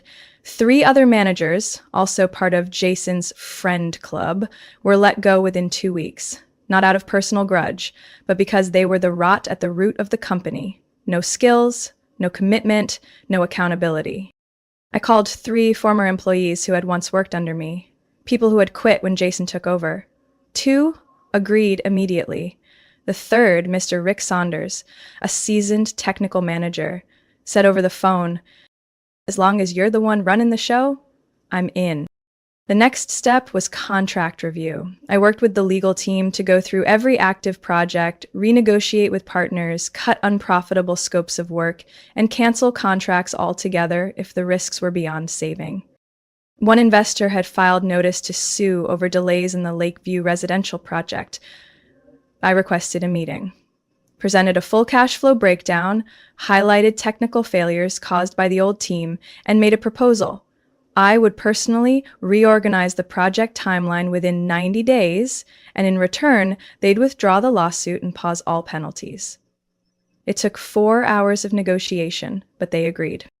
I returned to the job site like I was 25 again, hard hat, steel-toed boots, clipboard in hand. I worked side by side with every crew, overseeing concrete pours and inspection rounds. No one dared call me the old boss's daughter anymore. They knew I was the one saving their paychecks. Jason was confined to one role only, handling client meetings. He couldn't sign a single financial document. He wasn't allowed to speak on behalf of the company without my approval. At first, he resisted, but after a few meetings where clients grilled him on numbers he couldn't explain, Jason went quiet, then settled into the position he should have started in from the beginning. After 3 months, we stopped losing money. In the 4th month, we hit positive cash flow. By the 5th, 2 major contracts were reinstated. By the 6th, Whitmore Construction paid off all overdue supplier debts. The day I stood on the 3rd floor of the main office building, looking down at the parking lot, filled once again with trucks bearing the Whitmore logo, for the first time in 2 years, I didn't feel proud. I felt light, like I had finally dropped the boulder I'd been carrying since my father pushed me out of the boardroom. I called for an all-hands meeting. In that meeting, I announced, I'll retain 51% ownership and strategic voting rights, but starting next month, I'll step away from day-to-day operations. Some were stunned. My mother gasped. "You're leaving again?" I nodded. I never intended to stay forever. I came to save this company, and I did. I handed the CEO title to Rick Saunders, the man who stood by me during the hardest days. I gradually transitioned leadership to a qualified board, with clear systems and tight controls. I returned to Nashville, to the small office of Whitmore Strategy Group, where every brick, every desk lamp bore the mark of my hands. A week after I left, Jason sent me a short email. I used to think I was good. Turns out I was just spoiled. Thank you for not letting the Whitmore name die with me. I didn't reply, but I printed it, filed it in a locked drawer, as proof that to earn respect, you don't need to take everything back. You just need to show that without you, everything would collapse. And they know that now. I returned to Nashville on a March afternoon, just as the dogwoods began to bloom white along the streets. The city welcomed me with soft sunlight and the familiar sounds of construction not far from my office. I stepped into Whitmore Strategy Group, where my 4-person team was working on 3 new projects, stretching from Chattanooga to Bowling Green. No one asked about Asheville. No one needed to. They simply greeted me with smiles and went back to their drawings, budgets, and client calls. That feeling, normal, unremarkable, was something I had craved for 10 years while living in the shadow of the Whitmore name. That afternoon, I checked the office mailbox. A cream-colored envelope sat among a stack of promotional material, my mother's handwriting. I opened it. Not a card, not a report, a handwritten letter. 4 pages, penned in her tidy, straight lines. Just like when she worked as a technical secretary years ago. Mary, I read the email Jason sent you. I know you don't need anyone's validation anymore, but if I don't write this, my heart won't be at peace. I read every line. She wrote about my father, now doing physical therapy after a mild stroke last month. About Jason, who had moved into a rented apartment near the office, no longer used a company card, and drove an old pickup every day. About herself, backhandling invoices in the accounting department for the first time in 15 years, and finally understanding why you used to say a balance sheet is more complicated than a family. Rosie once asked me why I didn't speak up, why I didn't protect you. I don't have a worthy answer, Mary, but I'm sorry for making you do everything on your own, for letting you walk away from that house with no one stopping you. I folded the letter. I didn't cry, but my heart felt quiet in a way it hadn't for years. 3 days later, I got a call from the Whitmore construction office. Not Jason, my father. His voice was still raspy, but it no longer held its old authority, just sincerity tinged with hesitation. Mary, he said, I was thinking of hiring a management consultant for the Durham expansion, but Rick said, there's only one person I should ask first. I let out a soft laugh. I don't think I have the bandwidth, I said, but I'll send you a list of 3 people I trust, and if you want strategic advice, I have a rate card for out-of-region clients. He paused, then chuckled, a quiet but genuine sound. Fair enough, he said. We ended the call with a thank you from him. Model good girl, not I'm proud of you, just simply thank you, Mary. And to me, that was enough. I no longer needed my father to see me as an heir. I was already the CEO of my own life. One weekend evening, Jason sent me a photo. It was the new sign outside Whitmore Construction's office. The logo was the same, but underneath it, a new line had been added. Led by legacy and renewed by those who know where true value comes from. I didn't reply. But I printed the photo, hung it next to my desk, right below another one, me in a hard hat, standing at the Lakeview job site on the day my first project was completed, where no one from my family ever showed up. When people ask how I got through the favoritism, the hurt, I simply say, I didn't get through it, I rose above it. And only then did I truly understand. Forgiveness isn't about forgetting the past. It's accepting that you don't need compensation to live fully. I don't need them to say I deserve it, because I already know. Mary's story is a powerful reminder that true worth doesn't come from anyone else's approval, even from family.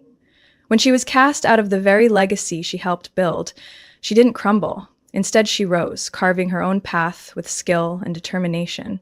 And when her family came back asking for help, she didn't seek revenge. She set boundaries, laid down conditions, and led with reason. Mary's success wasn't just about saving a company. It was about proving that self-respect and inner strength are worth more than any title handed to you. What do you think about Mary's decision? Should she fully forgive or keep her distance the way she has?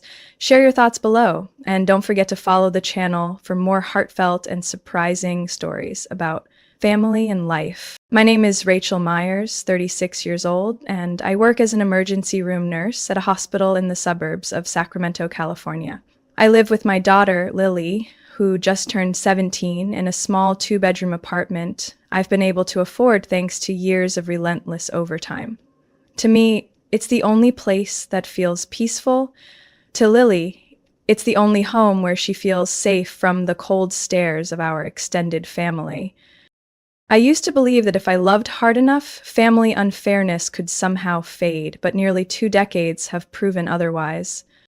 My parents, Harold and Marlene, live in a 2-storm colonial-style house in Roseville. They've been retired for years, living off my dad's pension and investment funds. He used to be the chief accountant at a large insurance firm. They adore perfection. Every framed painting, every tablecloth must be ironed without a single crease, and all that perfection is reserved for my younger sister Vanessa's family. Vanessa is 5 years younger than I am, the one my mother proudly calls her only true success. She's not exactly independent, she just happened to marry rich. Her husband, Chris, works in investment management, and they have 2 kids, Logan, 15, and Madison, 11. On every holiday, birthday, or family gathering, those kids get brand new gaming consoles, designer clothes, or extravagant vacations. Millie, if she's lucky, she gets a hastily knit scarf with the yarn tag still attached. Lily never complains. She's always been the considerate child. She's the one who writes handwritten birthday cards to her grandparents, spends hours helping in the kitchen, only to get a dismissive nod. At least she kept the kitchen cleaner this time, my mother once said without even a smile. As for me, I've always been on the sidelines. To my mother, being a nurse is a mediocre choice, not worthy of the effort she put into raising me. And my divorce from my ex-husband, Alex, when Lily was just 8, is a stain she never stops referencing. If you hadn't been so stubborn about working all those night shifts, your husband wouldn't have walked out on his family, she once said, right to my face, at Christmas no less, when Lily was 9. Alex now lives in Texas with his new wife and has virtually disappeared from Lily's life. A few phone calls a year, sometimes a late e-card on her birthday. I stopped expecting anything from him long ago, but Lily once hoped. Until she learned that repeated disappointment is something the heart should never hold on to. What hurts most isn't how they treat me, it's how Lily, this kind and thoughtful girl, is constantly made to feel like an afterthought. I've grown used to her silence after every family gathering. Those drives home, watching her stare out the window, lips pressed tight. When I ask, "Are you okay?" she gives a small nod and whispers, "Maybe they love me in their own way, Mom."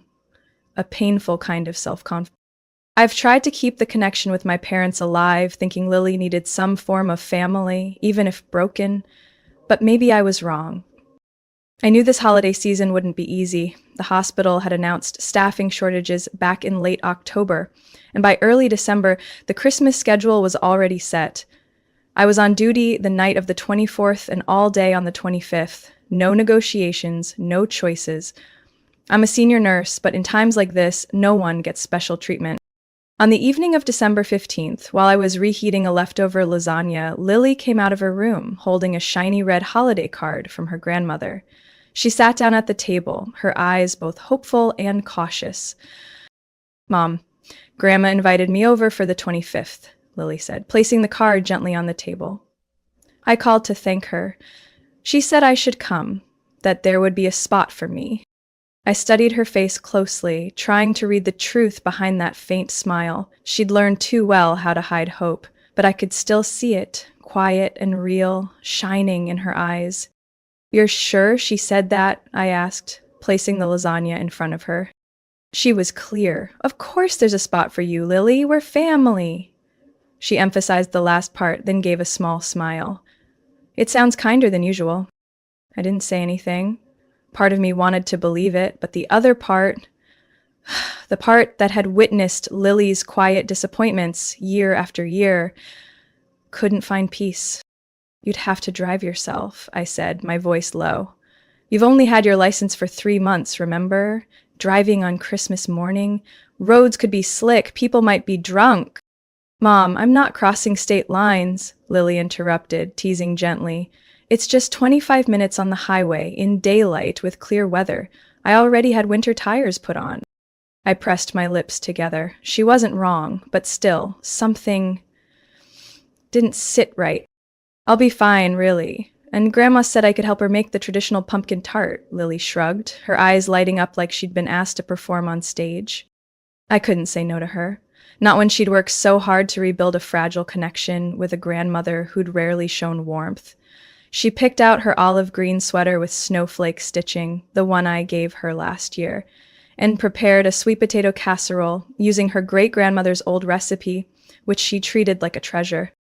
On the 24th, after my exhausting overnight shift, I got home at 6 a.m. and found Lily still awake. She was carefully wrapping each present. An art photography book for Grandpa, a beige scarf for Grandma, and a baking kit for Madison. Every item was perfectly wrapped with handwritten cards attached. "You're up this early for what?" I asked, yawning as I stepped into the kitchen. "I didn't sleep," Lily replied. "I want everything to be perfect. Grandma will see that I'm part of this family." My heart tightened. The next morning, before leaving, Lily hugged me tightly. "I'll text you when I arrive," she whispered, "and if anything feels weird, I'll call right away." "Lily," I said, placing both hands on her shoulders, "if anything feels off, no matter what, you come home, okay?" "I will, Mom, but today will be different." She smiled, then stepped out the door, casserole and small gifts in hand. I stood at the window, watching until her car disappeared down the misty street. Around 3 in the afternoon, my phone buzzed gently in the pocket of my lab coat as I was checking on a patient who had just been admitted after a skating accident. It was Lily. "I'm here. Grandma's making pumpkin tart. I'm helping set the table." I smiled softly amidst the chaos of the ER, feeling a small sense of relief. Maybe this year really would be different. I texted back, "Good job. Be careful with the knives, and message me if anything feels off." By 3:45, another message popped up. "Here are extra guests, Uncle Chris's co-workers. I think I need to set more chairs." I frowned. A traditional family meal, and they invited office guests? I was about to reply when a cardiac emergency was rushed in. I slipped my phone back into my pocket, pushing personal things aside. It wasn't until 10 minutes before 5 that I had a short break in the staff lounge and finally checked my phone. No new messages. I scrolled back through our thread. 3:55 p.m. "I'm okay, dinner might be a bit late." And silence. I hit the call button. 3 rings, then straight to voicemail. I tried again. Same result. Panic started to hum beneath my ribs. My hands trembled slightly as I was about to dial a 3rd time when a message came through. "I'm driving home. Don't worry." I shot up, heart pounding, called immediately. Still voicemail. I grabbed my coat and rushed into the hallway. I didn't stop to explain to anyone. I just kept calling until Lily finally picked up. "Lee, where are you? What happened? Are you okay?" Her voice came through slowly, restrained, but with a layer of frost in every word. "I'm okay. It's just there wasn't a place for me anymore." I went numb. "No place? What do you mean? At the table, or—" "The whole family," Lily said, her voice dry as ash. Grandma said it, her exact words. "Lily, it's really full this year. Maybe next year would be better." I couldn't speak. My mouth was dry, my palms ice cold. She asked me to help set the dishes, and when I asked where I'd be sitting, she said, "Logan and Madison will sit with their parents at the main table. And Lily, can you eat in the kitchen instead?" Her voice shook, not from the cold. And one of those random guests, an older man, pointed at me and asked, "Is this the maid?" Everyone laughed. Aunt Vanessa just looked away and said nothing. I could hear her take in a shaky breath. I grabbed a plate, scooped a bit of sweet potatoes, and sat out on the porch, but it was freezing. Then, Grandma came out, looked at me, and said, real gentle, real polite, "Lily, you know how busy things are today. Why don't you head home, come back next year? We'll have more space then." A heavy silence filled the line. I clenched my jaw, forcing myself to stay calm. No one offered to drive me, no one apologized. Grandpa was carving the turkey. Uncle Chris just said, "She can wait in the car if she wants." I didn't wait, I just walked out to the car. "How far are you from home?" I choked out. 10 minutes, roads are clear, I'm driving slow. "Lily, turn on location sharing. I want to track your route. Message me the second you get home, understand?" "Yes, ma'am." I collapsed onto the lounge chair, still clutching my phone like if I let go, the whole world would fall apart. A nurse walking by paused when she saw me. "Rachel, what's going on?" I didn't answer. I just closed my eyes and pictured my daughter, wearing her green sweater, holding a cold plate of food and bearing that look of quiet rejection in the one place that should have welcomed her most. I used to worry that this Christmas would be lonely because I couldn't be with her. But I was wrong. The real fear wasn't my absence. It was the absence of heart from the very people who called themselves family. And from that moment on, I swore I'd never give them another chance to hurt my daughter again. I don't quite remember how I made it through the rest of my night shift. Every motion felt automatic. Taking blood pressure, administering IVs, monitoring heart rates. But my mind stayed tethered to the image of Lily out there in the dark, alone, driving home through the 32-degree Christmas night. Around 6:47 p.m., I got a message. "I'm home, parked safe, all okay. Don't worry." I read that short message over and over. The words were calm, but I knew what lay beneath them. She didn't say, "I'm sad," or "I cried," because she'd long learned to hide feelings that might make others uncomfortable. I replied, "Get inside now, turn on the heat, eat something warm. I'll call Rachel downstairs and ask her to check in on you. I'll come home as soon as I'm off." Lily answered with a smiley face, but I knew that wasn't a real smile. I called Rachel, our close neighbor, a retired elementary school teacher who lived just below us. "Could you go upstairs for a bit? Lily just got back. It didn't go well." Less than 5 minutes later, she texted, "Pete and I brought dinner over." She opened the door. "Don't worry." I leaned against the break room wall, clutching my phone, heart twisted like a wire pulled too tight. That helpless feeling of not being beside my child at that moment, it crushed me. When I returned to the ward, Meredith, the attending, walked by, glanced at my face, and spoke softly. "Rachel, if you need to clock out, I'll call in someone else." I shook my head. "No, I'll leave at midnight. I already told her. I need to finish this." "Then when you go home, don't go easy," Meredith said, stopping to look at me firmly. They didn't just exclude her, they taught her she didn't belong. And you can't let that lesson take root ever again. I nodded, throat tight. Near midnight, as I left the hospital, the street outside was nearly deserted.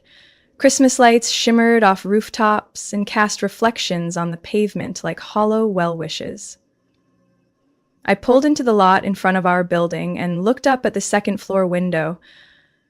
The living room light was still dimly on. As I opened the door, the scent of hot chocolate and baked ham lingered in the small kitchen. On the table were 2 plates, one half-eaten, one untouched. A neatly folded napkin sat next to a pack of store-brand cookies with a handwritten note in purple ink. "Mom, have this, I saved it for you." I took off my coat, set my bag on the chair, and walked to Lily's room. The door was slightly ajar. She lay curled on her side, still wearing the olive green sweater, black jeans, and the silver earrings I'd given her for her birthday. Her hand still clutched her phone. On the desk beside her bed was a crumpled pile of tissues. The gifts she had carefully prepared, each one wrapped with such care, still sat untouched in a carry bag. I sat beside her, gently brushing back the dark red curls from her forehead. Under the soft glow of the nightlight, I could see the faint dried streaks of tears on her cheeks. "I'm back, Mom," Lily whispered, voice tired but awake. "Sorry I bothered you while you were working." "No," I replied, squeezing her hand tightly. "You didn't bother me. You just reminded me. It's time I do something." She stayed quiet. A moment later, she murmured, "They picked strangers over me." And no one said anything. No one said, "Let Lily sit with us." They just looked and went on like I was invisible. I nodded, trying to keep my voice steady. "You're not invisible, Lily, and I swear, from tomorrow on, no one gets to treat you that way again." She looked up at me. Her green eyes weren't wet anymore, just hollow, achingly so. "Do you think they'll ever realize what they did wrong, Mom?" I rubbed her back and whispered, "It's not our job to make them understand. It's our job to make sure they never get the chance to do it again." Outside the window, snow had started to fall. I wrapped my arms around my daughter, and in that quiet Christmas night I knew a door had closed for good, and another one was ready to open. I woke up at 5:12 a.m. to the dim light slipping through the bedroom curtains. My body ached from the long shift, but my mind was fully alert. The early morning cold didn't come close to the heat still burning in my chest. It wasn't the kind of rage that explodes. It was the quiet, enduring kind only mothers understand. The kind that grows when your child gets hurt and no one seems to care. I slipped out of bed carefully, not wanting to wake Lily. She was still asleep, turned toward the wall. Her green sweater from the day before had been changed out and folded neatly on the chair, but the silver earring still clung to her right ear, a silent reminder that she still wanted to believe in something beautiful, even after the world had slapped that belief out of her. I walked into the kitchen, brewed a strong cup of coffee, and opened my laptop. Without much thought, I sent an email requesting a personal day off. I almost never did that, but today was not like any other day. Reason, family, urgent but non-medical. I added another line, "Will return to work on the 27th. Thank you for understanding." I closed the laptop and headed to the bookshelf. On the bottom shelf sat a small brown box, quiet and forgotten. Inside were a few gifts my mother had sent Lily in past years, cheap plastic hair clips, a worn faux leather purse, and a children's book with Lily's name misspelled. I pulled everything out and placed it in a gray paper bag. Then I gathered all the Christmas decorations they had ever made me bring home. Sparkling silver ornaments, red ribbons, a faded stuffed reindeer, each one carrying the scent of manufactured affection. I packed them into a box and sealed it shut with tape, firm and final, like closing a rotten chapter of my life. By 8 o'clock, Lily woke up. She walked out of her room with tousled hair, wearing a gray hoodie and black leggings, her face still heavy with sadness. But when she saw me preparing breakfast, sunny-side-up eggs, toast, and sliced strawberries, her eyes lit up. "You took the day off." I nodded and set a glass of fresh orange juice in front of her. "Today's our day." She sat down at the table, quiet for a moment, then asked softly, "What are you going to do?" I looked her in the eyes. "I'm going to see your grandparents. I need them to hear something they should have heard a long time ago." Lily lowered her head, nudging a piece of toast. "I don't want you to fight." "It's not a fight," I said, cutting in gently. "It's a boundary. It's protection. It's letting them know that if they can't treat you as a worthy member of this family, then they won't be part of our lives anymore." Silence. Then Lily nodded, slowly. After breakfast, I texted Vanessa. "We need to talk about last night, about how everyone treated Lily." "I won't stay silent anymore." Less than 10 minutes later, she replied, "You're blowing this way out of proportion. Mom was just a little overwhelmed." I pressed my lips together, refusing to reply. Instead, I messaged my mother. "I'll be at the house by 11. If you and Dad still want to be part of Lily's life, this is your chance to prove it."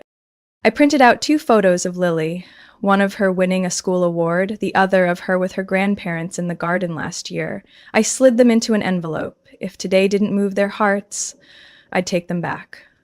For good. Before leaving, I turned to Lily. If I'm not home early, don't worry. But if Grandma calls, you don't have to answer, okay? She looked at me. No smile, but her eyes weren't as cold as yesterday. Okay, Mom. I trust you.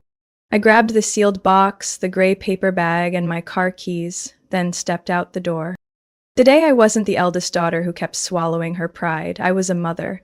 And no one, not even my own parents, would ever make my daughter feel small again. I arrived at my parents' house at exactly 10:58 a.m., parking right in front of the white gravel path. Their old two-story home was as quiet as ever, but today it no longer looked grand to me. It just felt empty. Like those words they always said. We're family, nice on the outside, hollow on the inside. I rang the doorbell. My father, Harold, opened the door. He wore a cream-colored sweater, gray slacks, his hair neatly combed, eyes showing mild surprise. Rachel, I didn't think you'd come this morning.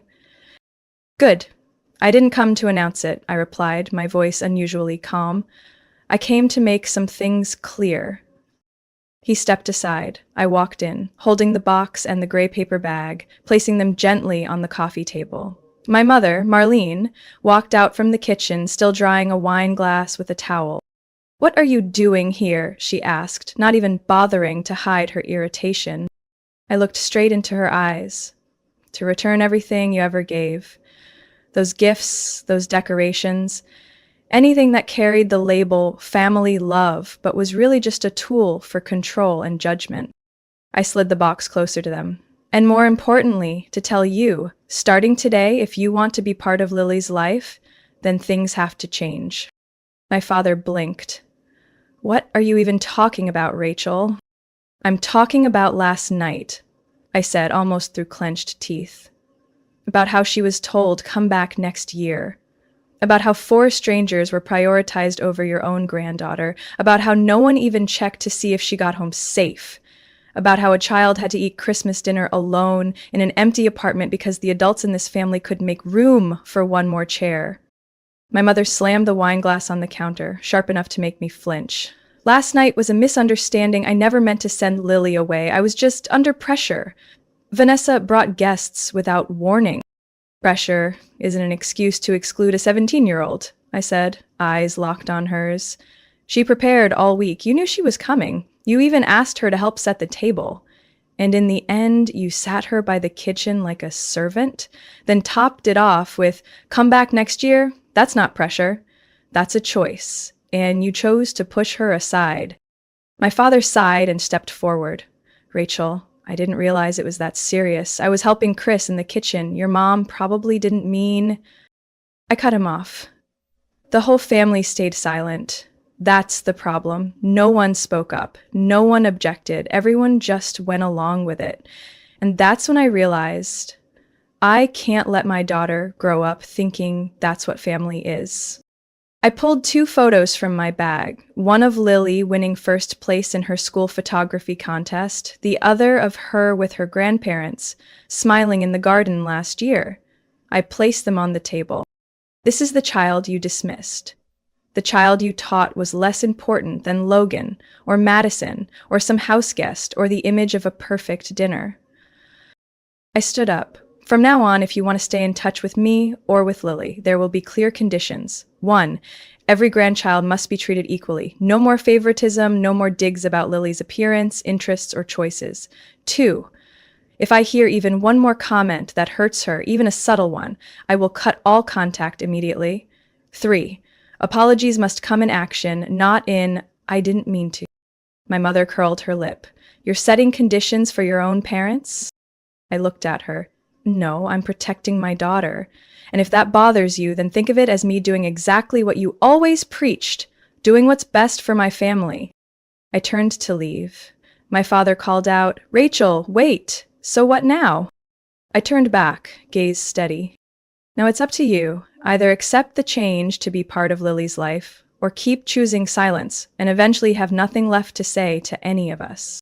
I shut the door behind me, hearing my mother hiss something indistinct and my father call my name again. But I didn't stop, because for the first time in years, I knew I was walking in the right direction. That afternoon, I came back to the apartment with an empty box of decorations and a heart much lighter than it had been that morning. Lily was sitting on the living room floor, folding leftover gift wrap. She looked up as I walked in, her eyes quietly waiting for something. "Did everything go okay, Mom?" I nodded, resting my hand on her shoulder. "Not okay, but necessary." I said everything that needed to be said. "Was Grandma angry?" "Yes, but that doesn't matter. What matters is that from now on, I won't let you wait for a seat at any table again." Lily smiled faintly, but something in her eyes still hadn't fully let go. I understood. This kind of wound doesn't heal in a single morning. But I also knew the best way to begin healing is to replace painful memories with warmer, gentler ones. I picked up my phone and texted Rachel, our downstairs neighbor. "If you and Pete are free tonight, come up for dinner. Lily made cookies." The reply came almost instantly. "Of course, and we'll bring that honey-glazed ham from yesterday, still delicious." I also texted two close coworkers from the hospital, D. Leah and Nurse Carlos, people who had always supported me through every hard shift. Less than an hour later, the doorbell rang again and again. Rachel arrived first, carrying a steaming tray of ham. Pete followed behind with a small box of wine and a bag full of freshly baked bread. "We're not showing up empty-handed," Rachel said with a bright smile. And I wanted to say this to Lily. She bent down, looked at Lily, and said, "You handled things with calm and maturity. You didn't deserve to be treated like that, but you did the right thing, and that makes you stronger than all of it." Lily looked up, her eyes shining. "Thank you, Miss Rachel." Not even 10 minutes later, the doorbell rang again. It was Leah and Carlos. Leah brought her famous cheese lasagna, and Carlos carried a small fabric Christmas tree his mom had hand-stitched when he was a boy.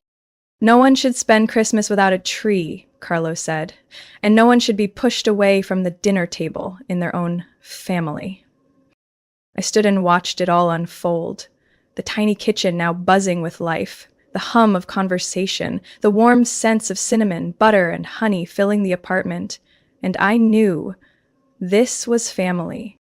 Lily slowly opened up, joining conversations, sharing her latest photos, even cracking jokes that had the whole group laughing.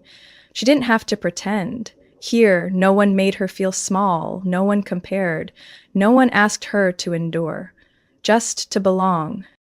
Around 9 p.m., as everyone started sinking into the couch with full bellies, the doorbell rang once more. Lily answered. I heard her voice softly say, "Aunt Vanessa?" I stepped into the living room. Vanessa stood there, no makeup, no heels, just a black sweater and simple jeans. She held a small gift box in her hands, her eyes filled with hesitation.